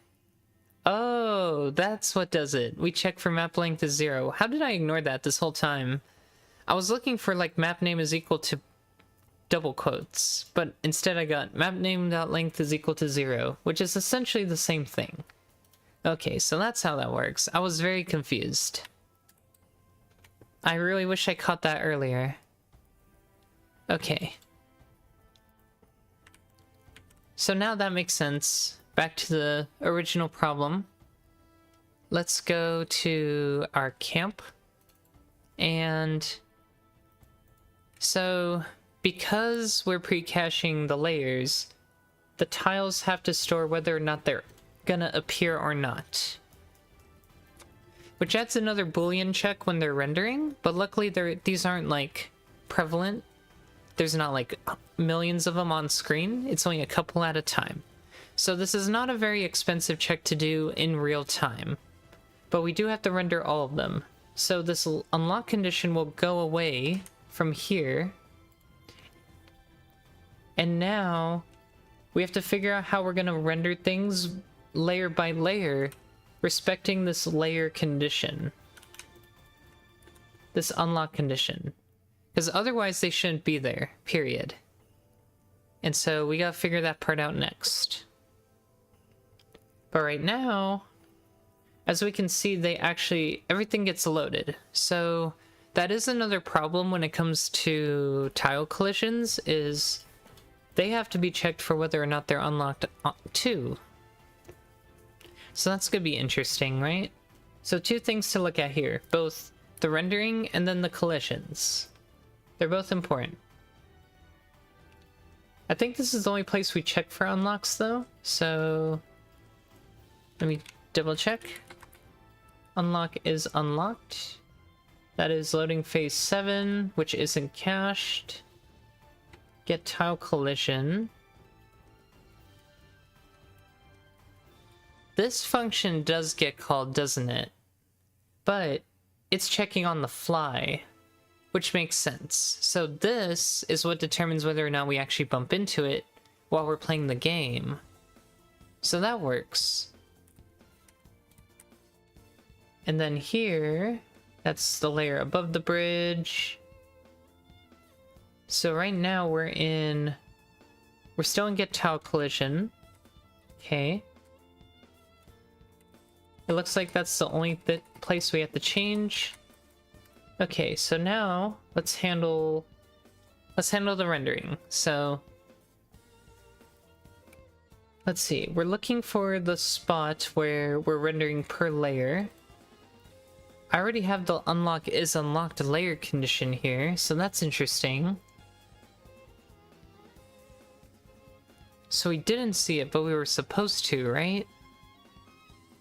So it was only the upper and lower foreground groups that weren't rendering right, but then here we check for it too? Alright, let's look at that then. So foreground tiles, tile groups. Foreground rendering preparation. Iterate through our tile groups. Tiles with collision. So this is where, let's see, we go through each group. Do the groups know what layer they're on? What tile layer? Tile dot hello. It's supposed to be tile render data. Man, IntelliSense is not having it today. We do have a layer ID. Okay, that's helpful.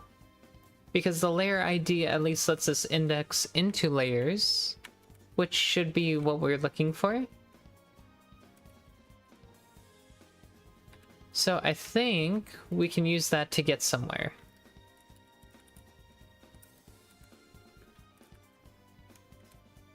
So let's try looking at our layers in our map. I think that's just current map layer data.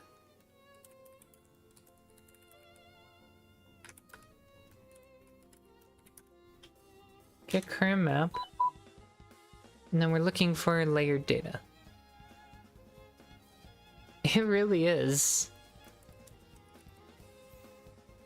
Get layers. I guess that's the same thing. And then we look at specifically the layer ID here, and we're going to say, okay, we only care about rendering and adding this with tiles with collision if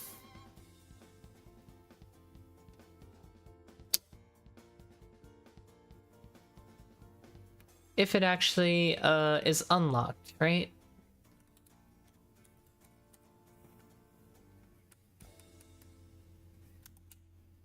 So what does the group have? Not just per tile, but the actual group itself. Because I'm not going to be able to single out a single tile from these. Or maybe I can. You know what? I actually could, couldn't I? Because we have to push back tiles here. It's just the groups tell us where they originally are starting at. There is one trick I can do right now with this IntelliSense thing that I might try to do. Yeah, I think let's do this real quick. We go to options and we go to, I'm looking for, I think, database. We go to the advanced dialog. There is an option called recreate database. And if we set to true and press OK, then we close Visual Studio. Visual Studio will literally get rid of every single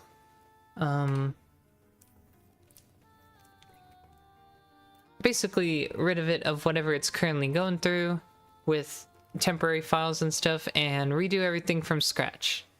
So essentially we're just going to get a whole new run through of IntelliSense. which tends to help clean it up a little bit. It'll take a while for it to populate everything again and figure out what the heck's going on, but it might help. It tends to help sometimes to clean it out.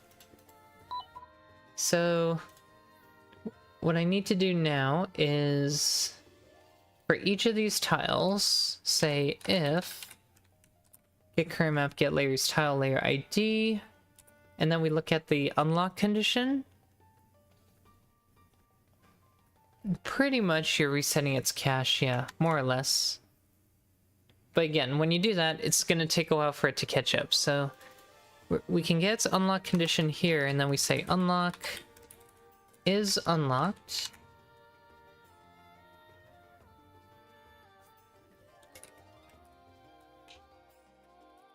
Then we decide to actually render this tile. And we're going to do that for all tiles.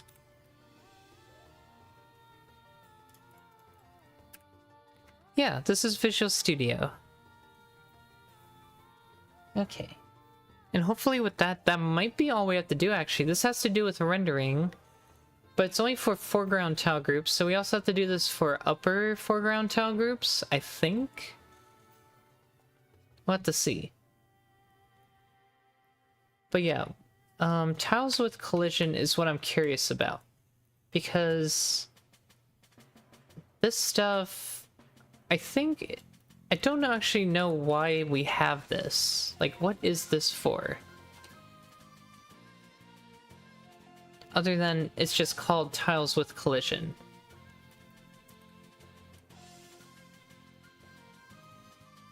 Oh, okay, tiles without collision are considered permanent foreground rendering, whereas tiles with collision are not. Oh, I'm also searching for the wrong thing. Okay, but tiles with collision, obviously looking for a collision range when it comes to the group itself. So in theory, we have to regenerate all the pre-cache files now, because all the pre-cache files assumed that some things were locked, which is not the case. So I'm just gonna delete the game pack and restart the game. That's the only way to regenerate all the cache quickly. I don't want to modify every map file, that's just silly.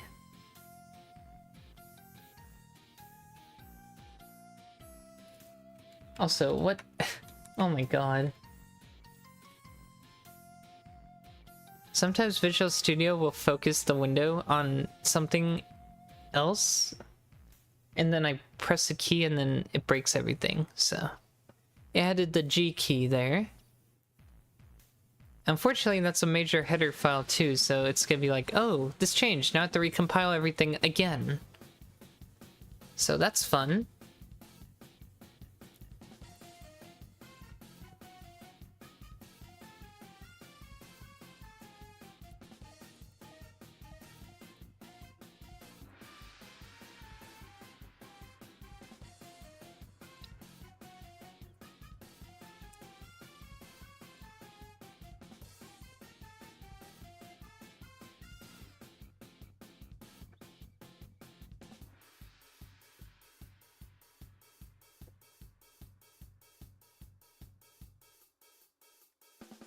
But yeah, it looks like if we just stop it earlier on from being added to the render lists, everything else just kind of goes in place with it. It will be fine. Just stopping it here, essentially. Because I don't see where else it might be, so... Foreground tiles. That's the loading phase, though.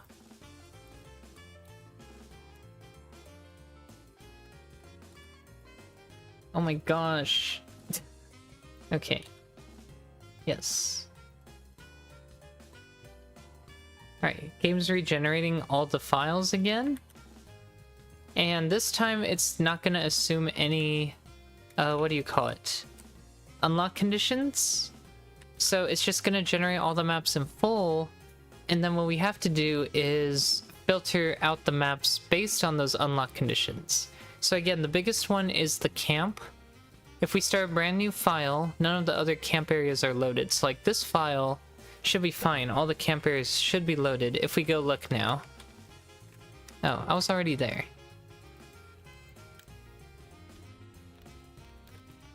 So yes, we can see all the camp items areas are here. The hiding is not there, which I'm not sure why. I guess we have to figure that out. They shouldn't be based on an unlock condition, but for some reason they're just not. Like, you should be able to walk behind these and they fade away. Like this tree. But this tree is on its own little, like... Well, actually, maybe not. I'm trying to think, is there a reason I didn't fade these out? Maybe it's because it's like, it has nothing to do with combat? Let me see. Because that's usually a property of the tile set. So maybe I did do that without thinking. Or maybe it was intentional, I mean. So like this fireplace, or this campfire, it's considered a foreground tile, and the hide property is off. So yeah, it looks like I didn't want these to hide. Intentional decision. Which I guess is fair. Yeah, I turned the hide property for all these objects off. That's very interesting. But normally, let's go to the terrain tile sets. Typically these are on, like, yeah, we normally hide these, so for some reason I decided not to hide those.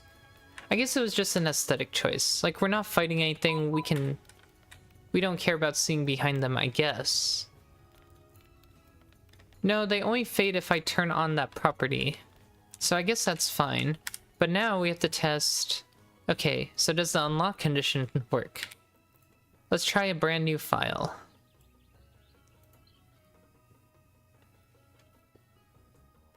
So this character doesn't even have base camp unlocked. Let me just do this real quick. Oh. Trying to close out of no menu. Why are we doing this? Why are we doing this? We're calling close all menus from change...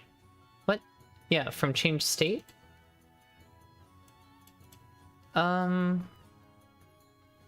Apparently this is... What? The stack is of size 0, but isn't this function based on the stack? Stack size is greater than 0. Close all menus. Because it says it was running from line 79, which is down here. I assume this has been optimized out, so... I need to see if this occurs, or where this occurs on debug, because on release mode, it literally is optimized out. But yeah, that function should only run if there's no menu, or if there is a menu open. So we should never be in a state where we try to close all menus if there's nothing open. I don't understand why that would even occur. That's new. That definitely did not happen before.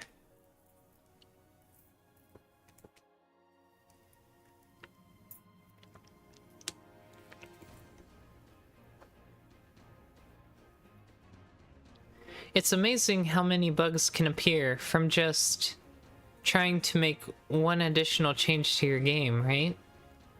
It's kind of insane. Like, we started this last week with the intent of, oh, we're going to pre-cache that little loading phase to... We had to figure out, okay, why don't the tiles actually render?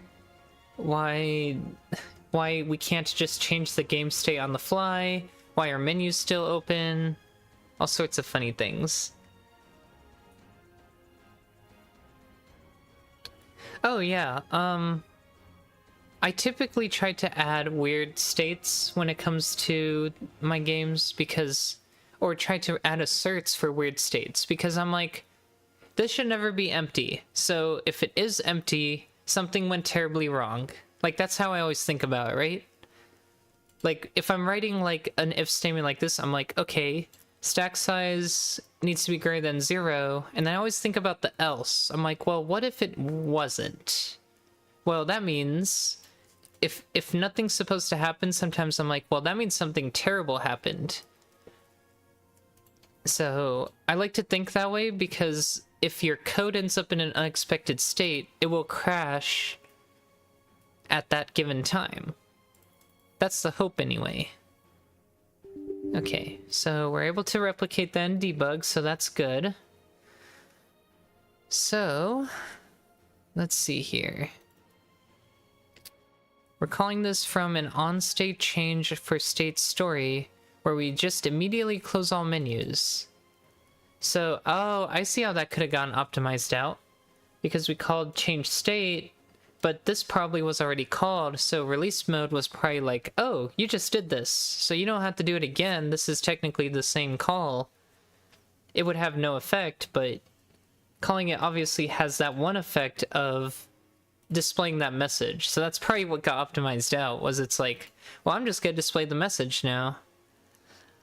Because logically, if you close all the menus, if you can follow the logic, then there are no menus open. That's like the side effect of this function. Compiler probably realized that and was like, okay, well, just display the message then. Because that's always going to be the result of doing that. I find compiler optimization fascinating. So we would technically have to add this here too.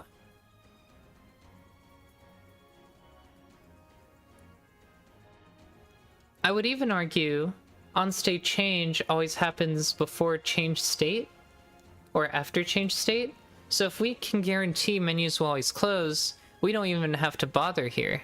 This is not required. So I'm just gonna leave that blank.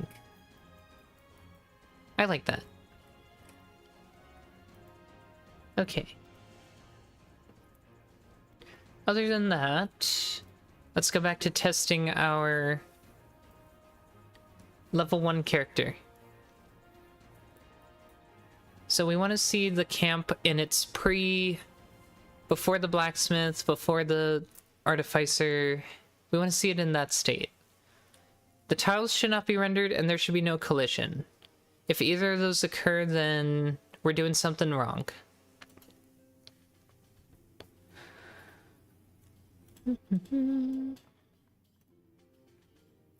Alright, but we should be able to enter the story mode now. Because it's not going to error out anymore.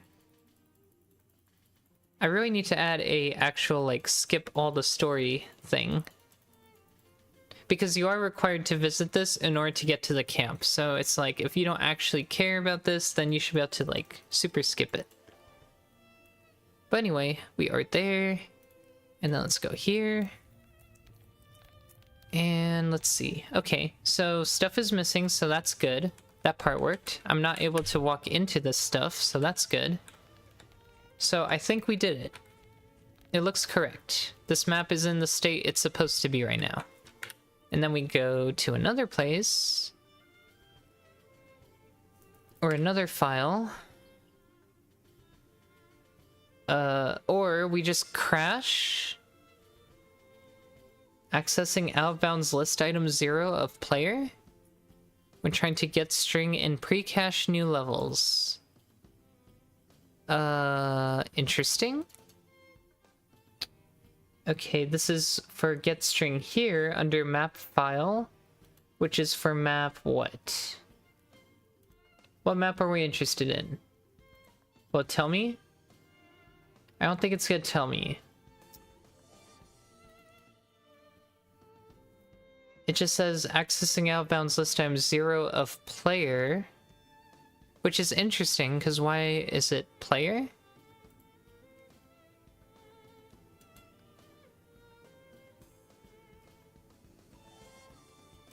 Okay, the player thing probably doesn't matter. That's a bug from trying to read something else, but What are we trying to do here? I guess now we go back to debug. Apparently we can't even quit the game without something happening. That's funny.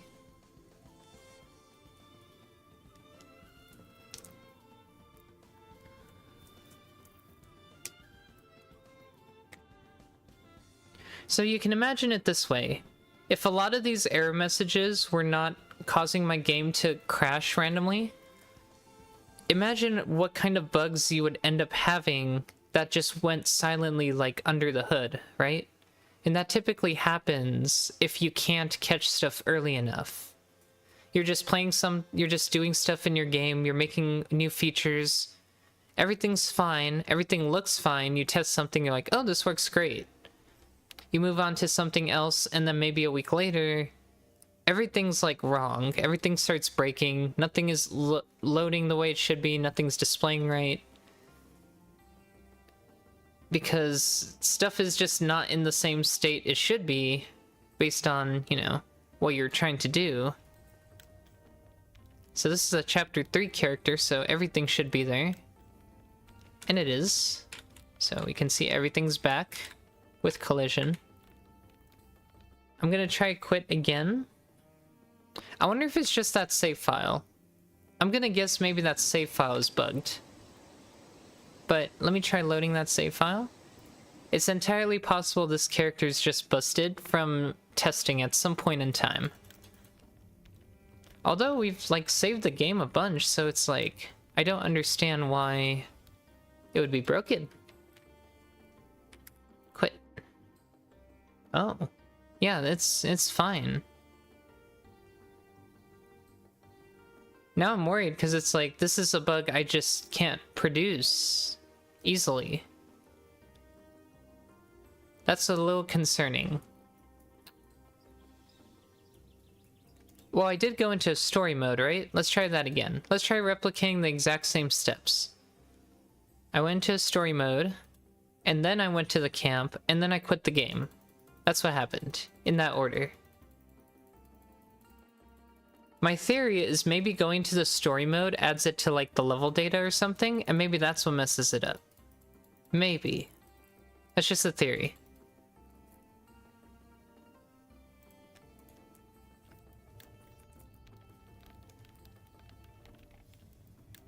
Okay. I'm just gonna leave. And let's quit. And we're broken. Okay, so either the story itself or doing both actions together causes this. So let's find out why. What map are we trying to read? Aha, there it is. So that's what I thought. Perhaps at some point we're adding this to the list of maps. Okay. And this is why I use a safe map, because I don't want it accidentally adding data when I don't want it to. So I think, while I could go look around and see every place where map data is called, there's going to be a lot, right? I'm going to change this to what I call a safe unordered map. It's a data structure I made a while back, and the idea is I'm supposed to add all the data into it at some point in time. And then after I add all the data, I lock it. When I lock it, I can still use the array syntax like a normal map, but if I try to add anything, the game crashes. And this is why I call it a safe map. It becomes like read only with that operator and won't let me accidentally create more versions of that or a new key by accident using that array syntax. So then if it gets created at some point, it just errors out. So that's why I have this thing called a safe map. I made it a long time ago. It's actually quite useful, and in this situation, it's actually something I want to use. Except I don't know why it's not working. Oh, there's no underscore. There's just a safe unordered map. It's also not standard library. And so now I need to change this up a little bit, I think, because there's no well, there should be an iterator. Is there not? it might be, unordered map might be a little unimplemented because I might have forgotten some things, but... Oh, you know what? Under the hood, though, it's a vector. At least by default. And the reason is because I still wanted a way for it to be, like, ordered, I guess? So it's actually a map that looks up items in a vector.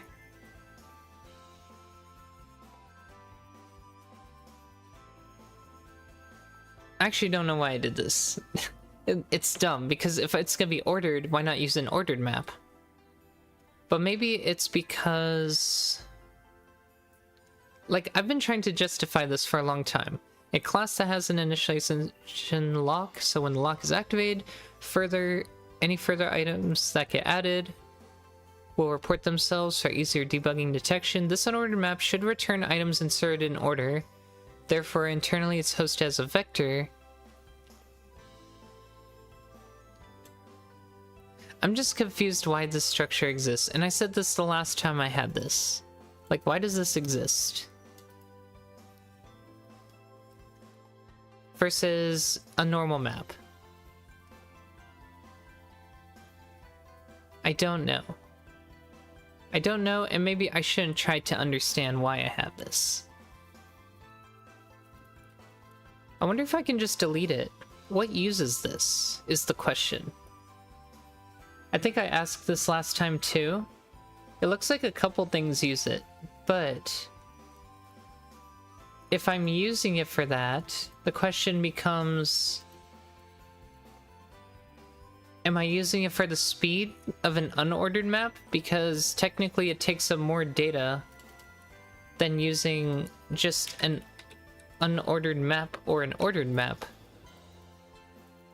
I don't know. Anyways, tangent. If we go back here now, this is going to be a vector. So it's now going to be a vector of all the maps.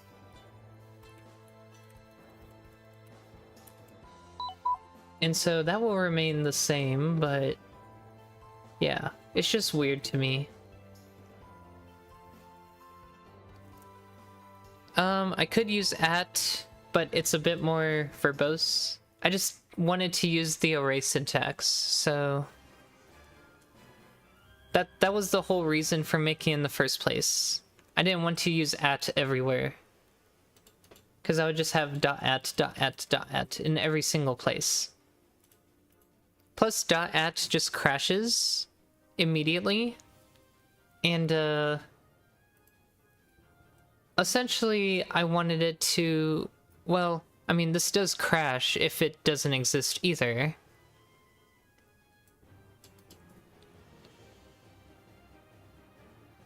So that wouldn't be a reason. But I definitely wanted to keep the array syntax because it was nice. I kind of just wanted the .at functionality in the array syntax itself. But I still also wanted it to be for writing. So you just initialize everything, then you lock it. Because you can see places like here I do use .at. But now, technically I can also do this. And it would be the same thing. So that's nice. Is it useful? It's essentially just another way to write it. But now it actually does work right. Where's the error? Is it here? Oh, yeah, because this is now... Wait. No, this is fine, right?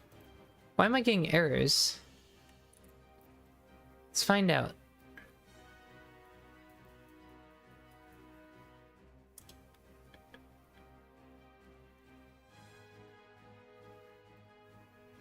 There's probably a couple more loops I have to fix.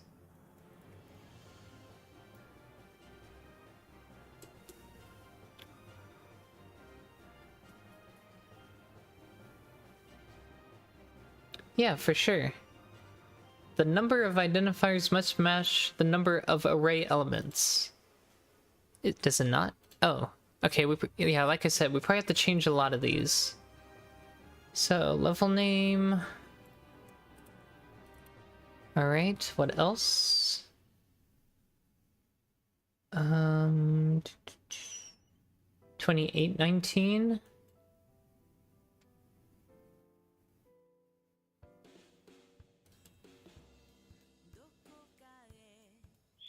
Cannot convert this pointer from const safe unordered map to safe unordered map reference.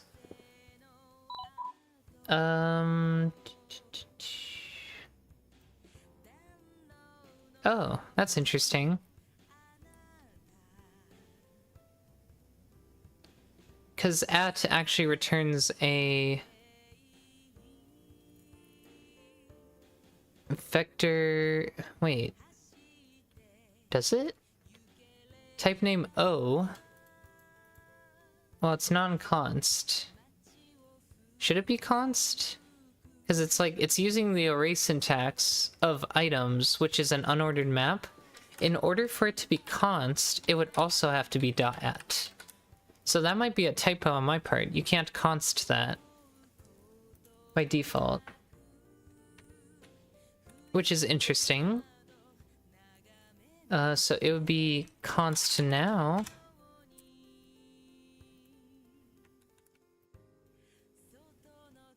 Oops.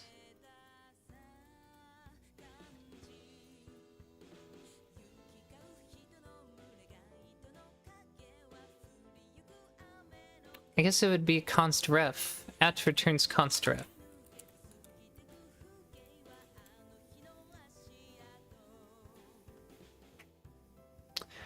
Thanks for following. Mtima. That might just be backwards for Numitum M. Numit. Something. But yes, welcome. Thanks for following.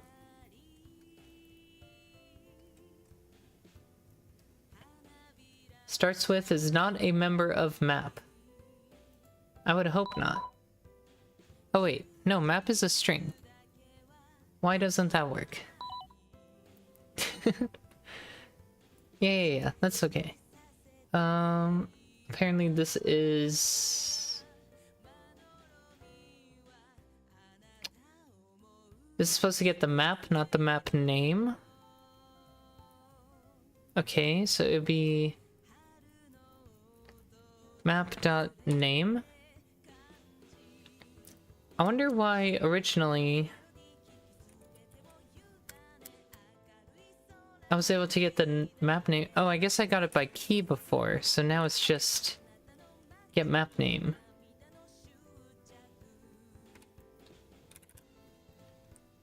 Like so. So it's not level name anymore, now it's just map. Which is different. Ooh. That doesn't look right. Unconfirmed references. I don't think I want to change those. I just want to change the very first three.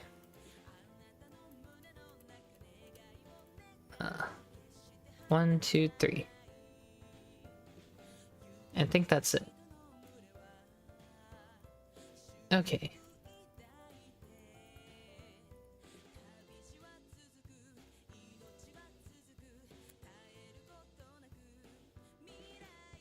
So that means this has to be get map name too.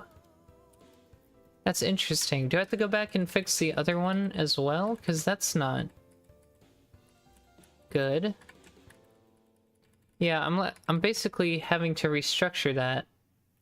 So yeah, instead of getting map name, now we're getting map itself. So we have to get the map name from that. So instead of map, it's now map.getName, which fair, but oops. There we go.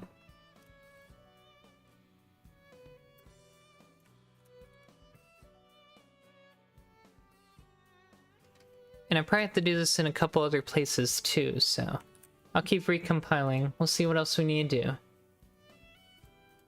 Because this is actually a very major structure. It's used in a lot of places, so it's bound to crop up in Error City.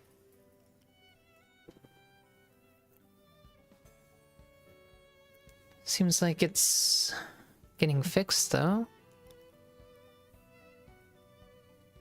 Cannot convert from const O to map reference. Okay, let's see. So this is supposed to return... Oh, okay. So this returns a const. Yeah, so we're like forced to return a const reference here. Is that bad? No, it's not bad. We shouldn't be changing any data from it. At least I hope not. So that should be correct.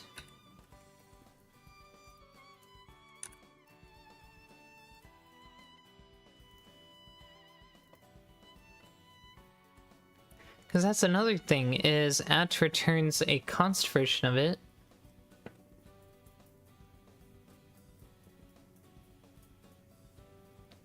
Actually, I don't know if it should. I don't think it's supposed to return a const version of it. Technically, you should have the capability to modify it. Like, is that a thing? I don't think it's necessarily a thing.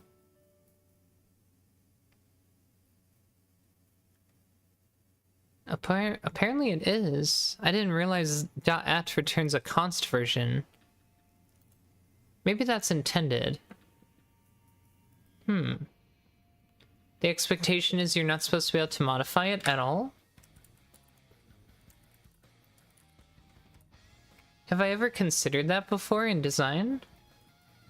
Like, for example...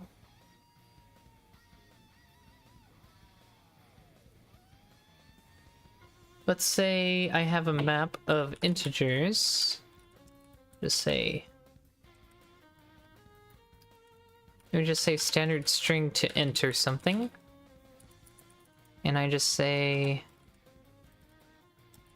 My map will have like 1, 1, 2, 2, and 3, 3, right? Something like that.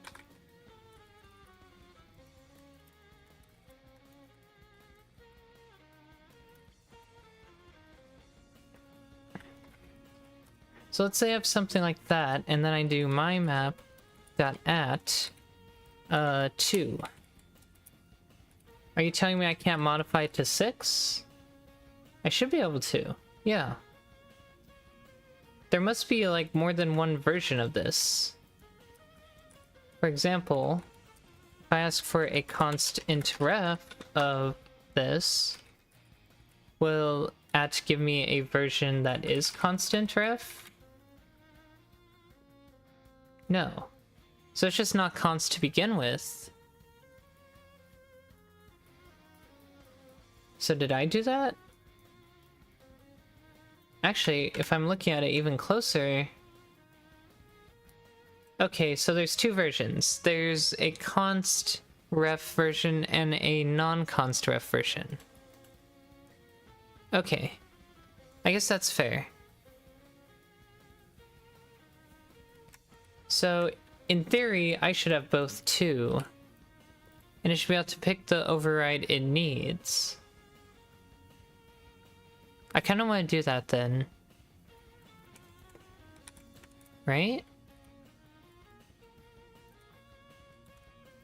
The question is, how does it determine that? Cannot overload functions distinguished by return type alone. Oh, okay, there we go. So I got an at with with an overload. A const one and a non-const one. And I guess it's now decided by the constantness of whatever I need.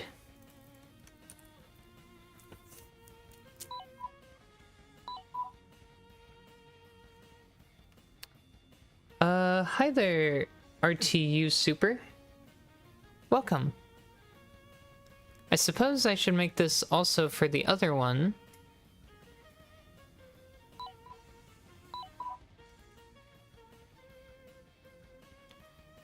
This is called Adventures in Lestoria. It's an action adventure RPG. That's Rabby Ribby. Adventures in Lestoria. Looks like this. Well, that's the title anyway. And yeah, we're currently in the middle of doing some optimizations, mostly because the game has a few slow spots that I really want to fix up. So we've been working on that lately.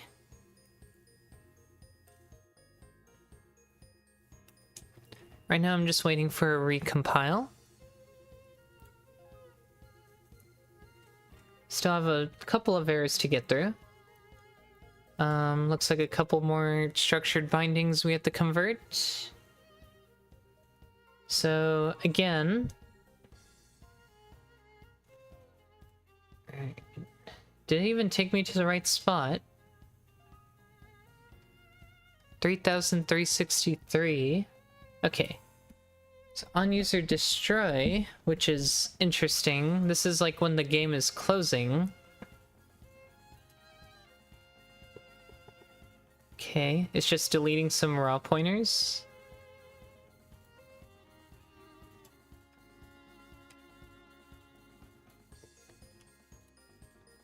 So for this, we have to do map data. Well, we can just do map here, because we already have the key, naturally. So it'll look like that instead. And just for the sake of completeness, I'm going to add a const version of at for a regular safe map as well. I still don't know why I have it... Oh, okay. So unordered map is in order of index, like insertion, versus this map is just by hash, whereas an unordered map is just in some undetermined order. So I would argue my unordered safe map is still ordered. It's just ordered in a different way. Okay. So that's fixed. Then we have 3402, where find is not a member of safe unordered map. I believe find it should be. I just don't have it, probably. So let's add it. Which should be... Oh, okay, so key is a little bit tricky, though. Because it's going to actually... It's more like we're finding what's in items, not in map. Because map just has the indices. Same with contains, right? Is this bugged? Yeah, that's not gonna work. The contains is not supposed to return the key type. It's supposed to return... Yeah, like for example, if this was Monster Strategy, we would expect a Monster Strategy function out of this, not another Monster Strategy. That makes no sense. So we would have to do items dot at wherever map dot contains points to. Is that right? Because yeah, T gets stored in the map. So if T is the key, then we look it up through the items vector after locating it via map. And this returns an iterator. This returns the actual item.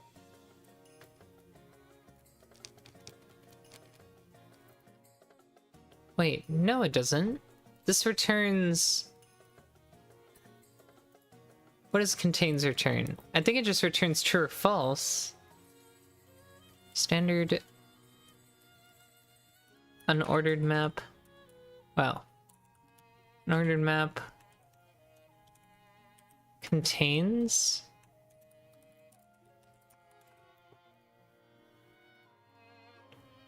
Yeah, it returns a boolean, so because it returns a boolean, that's not gonna work. We have to actually do an... It's essentially an items.contains.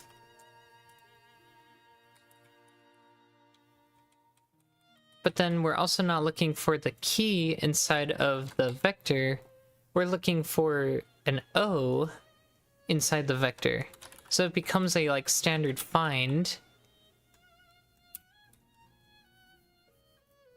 of our vec. Items begin to end. Yeah, this is just not implemented right for this data structure. And we're looking for value key. And standard find returns an iterator. So we have to say, in order to make it satisfy contains, we have to see if find is not equal to the end, because I think it returns end if it couldn't find it. I'm pretty sure.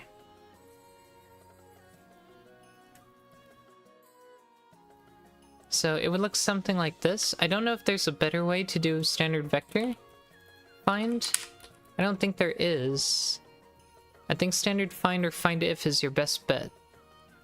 Get allocator at front back data. Insert, pushback, erase, popback, resize, swap. Erase, erase if. Yeah, so my guess is we're looking at something from algorithms. At least that's my hunch for anything related to this. And I'm guessing find is our best bet. Finds the first element satisfying a specific criteria. We can also do contains. I guess contains would be appropriate too. Standard ranges contains. Checks if the range contains the given element or subrange. Shall we try it? Standard ranges contains. Sometimes ranges don't work out though. Okay, so we need a range, which would actually be just items itself, right? I guess that should technically be a range. We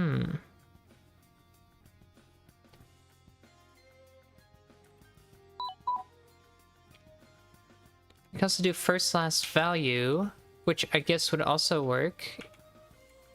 Iterator. Hopefully that works. I think contains is simpler than find because find returns the iterator. Yeah, but I'm trying to replicate it or get something like it. I guess what we could do is look at how contains works in there too. I didn't even think about that. Just to see, right?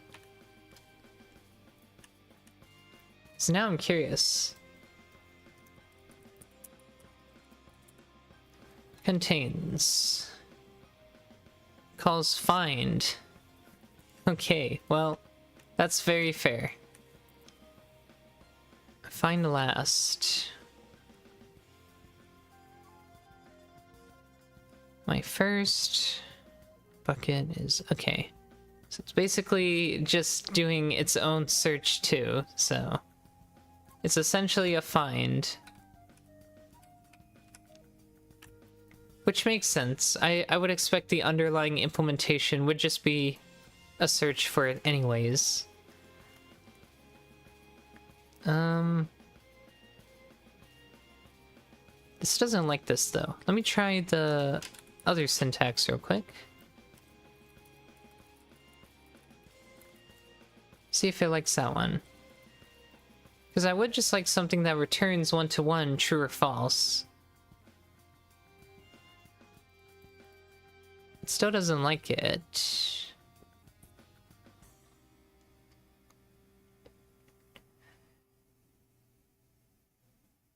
It just says it can't find like anything that matches those arguments. So I must be doing something wrong with it. Let's see. Because it's saying it needs to be a range. So let's see. Those are implementations. Uses. So this uses arrays as an example. Does stack assert ranges contains?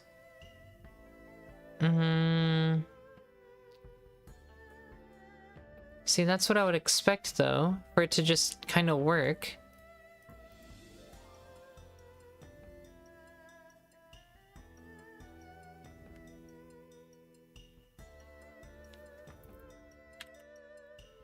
I wonder if it only works for arrays. Maybe not. I don't know. I would expect it to also work for this. It's very weird. Let me try it in my example project real quick for fun.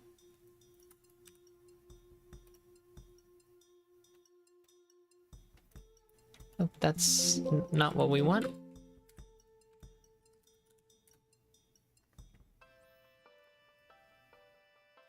I can never get the range functions to work the way I want to. Mostly because I'm just not familiar with ranges, but I would expect something like this to work. So here we have a vector of numbers, 0, 1, 2, 3, 4. And then let's say we're gonna do a standard ranges contains, and we'll just say numbers. Let's look for 2, right? On a basic surface level, that's how easy it should be to work with. And it looks like it works, like it's not complaining, so you can say if it has this, then standard print line contains 2, right? So that should work plain and simply, assuming I actually can print. I don't think I can print because I don't have the standard set, and I probably don't have print. I think if I include print, I don't need format.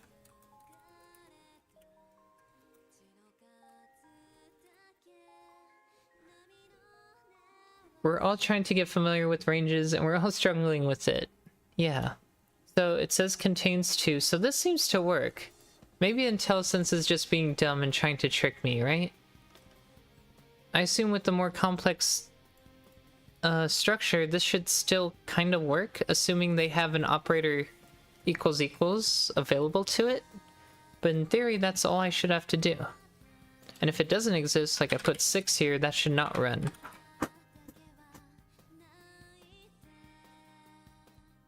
One moment.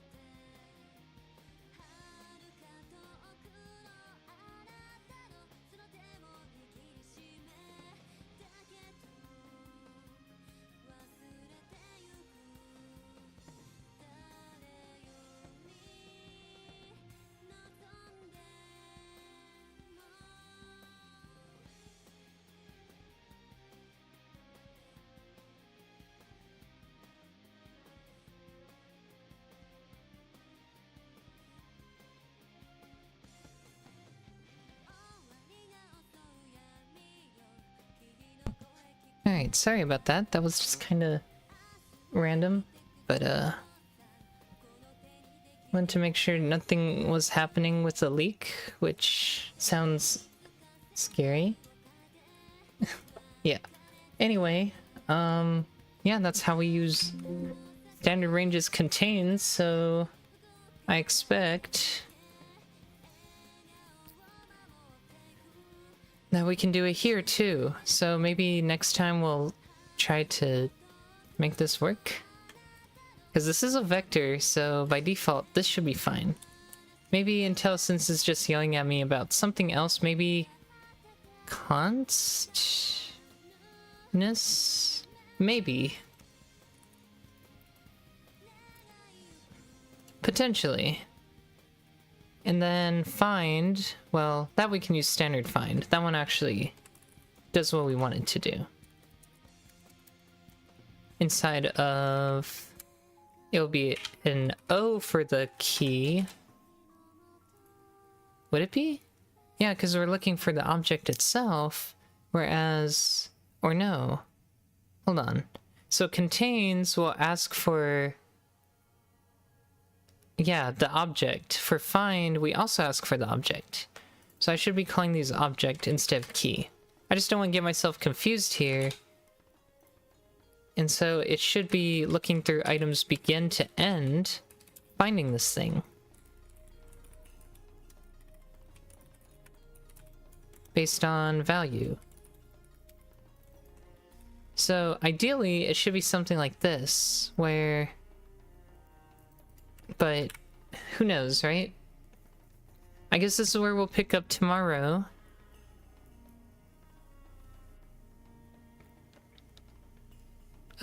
Key is not thing. That's fine.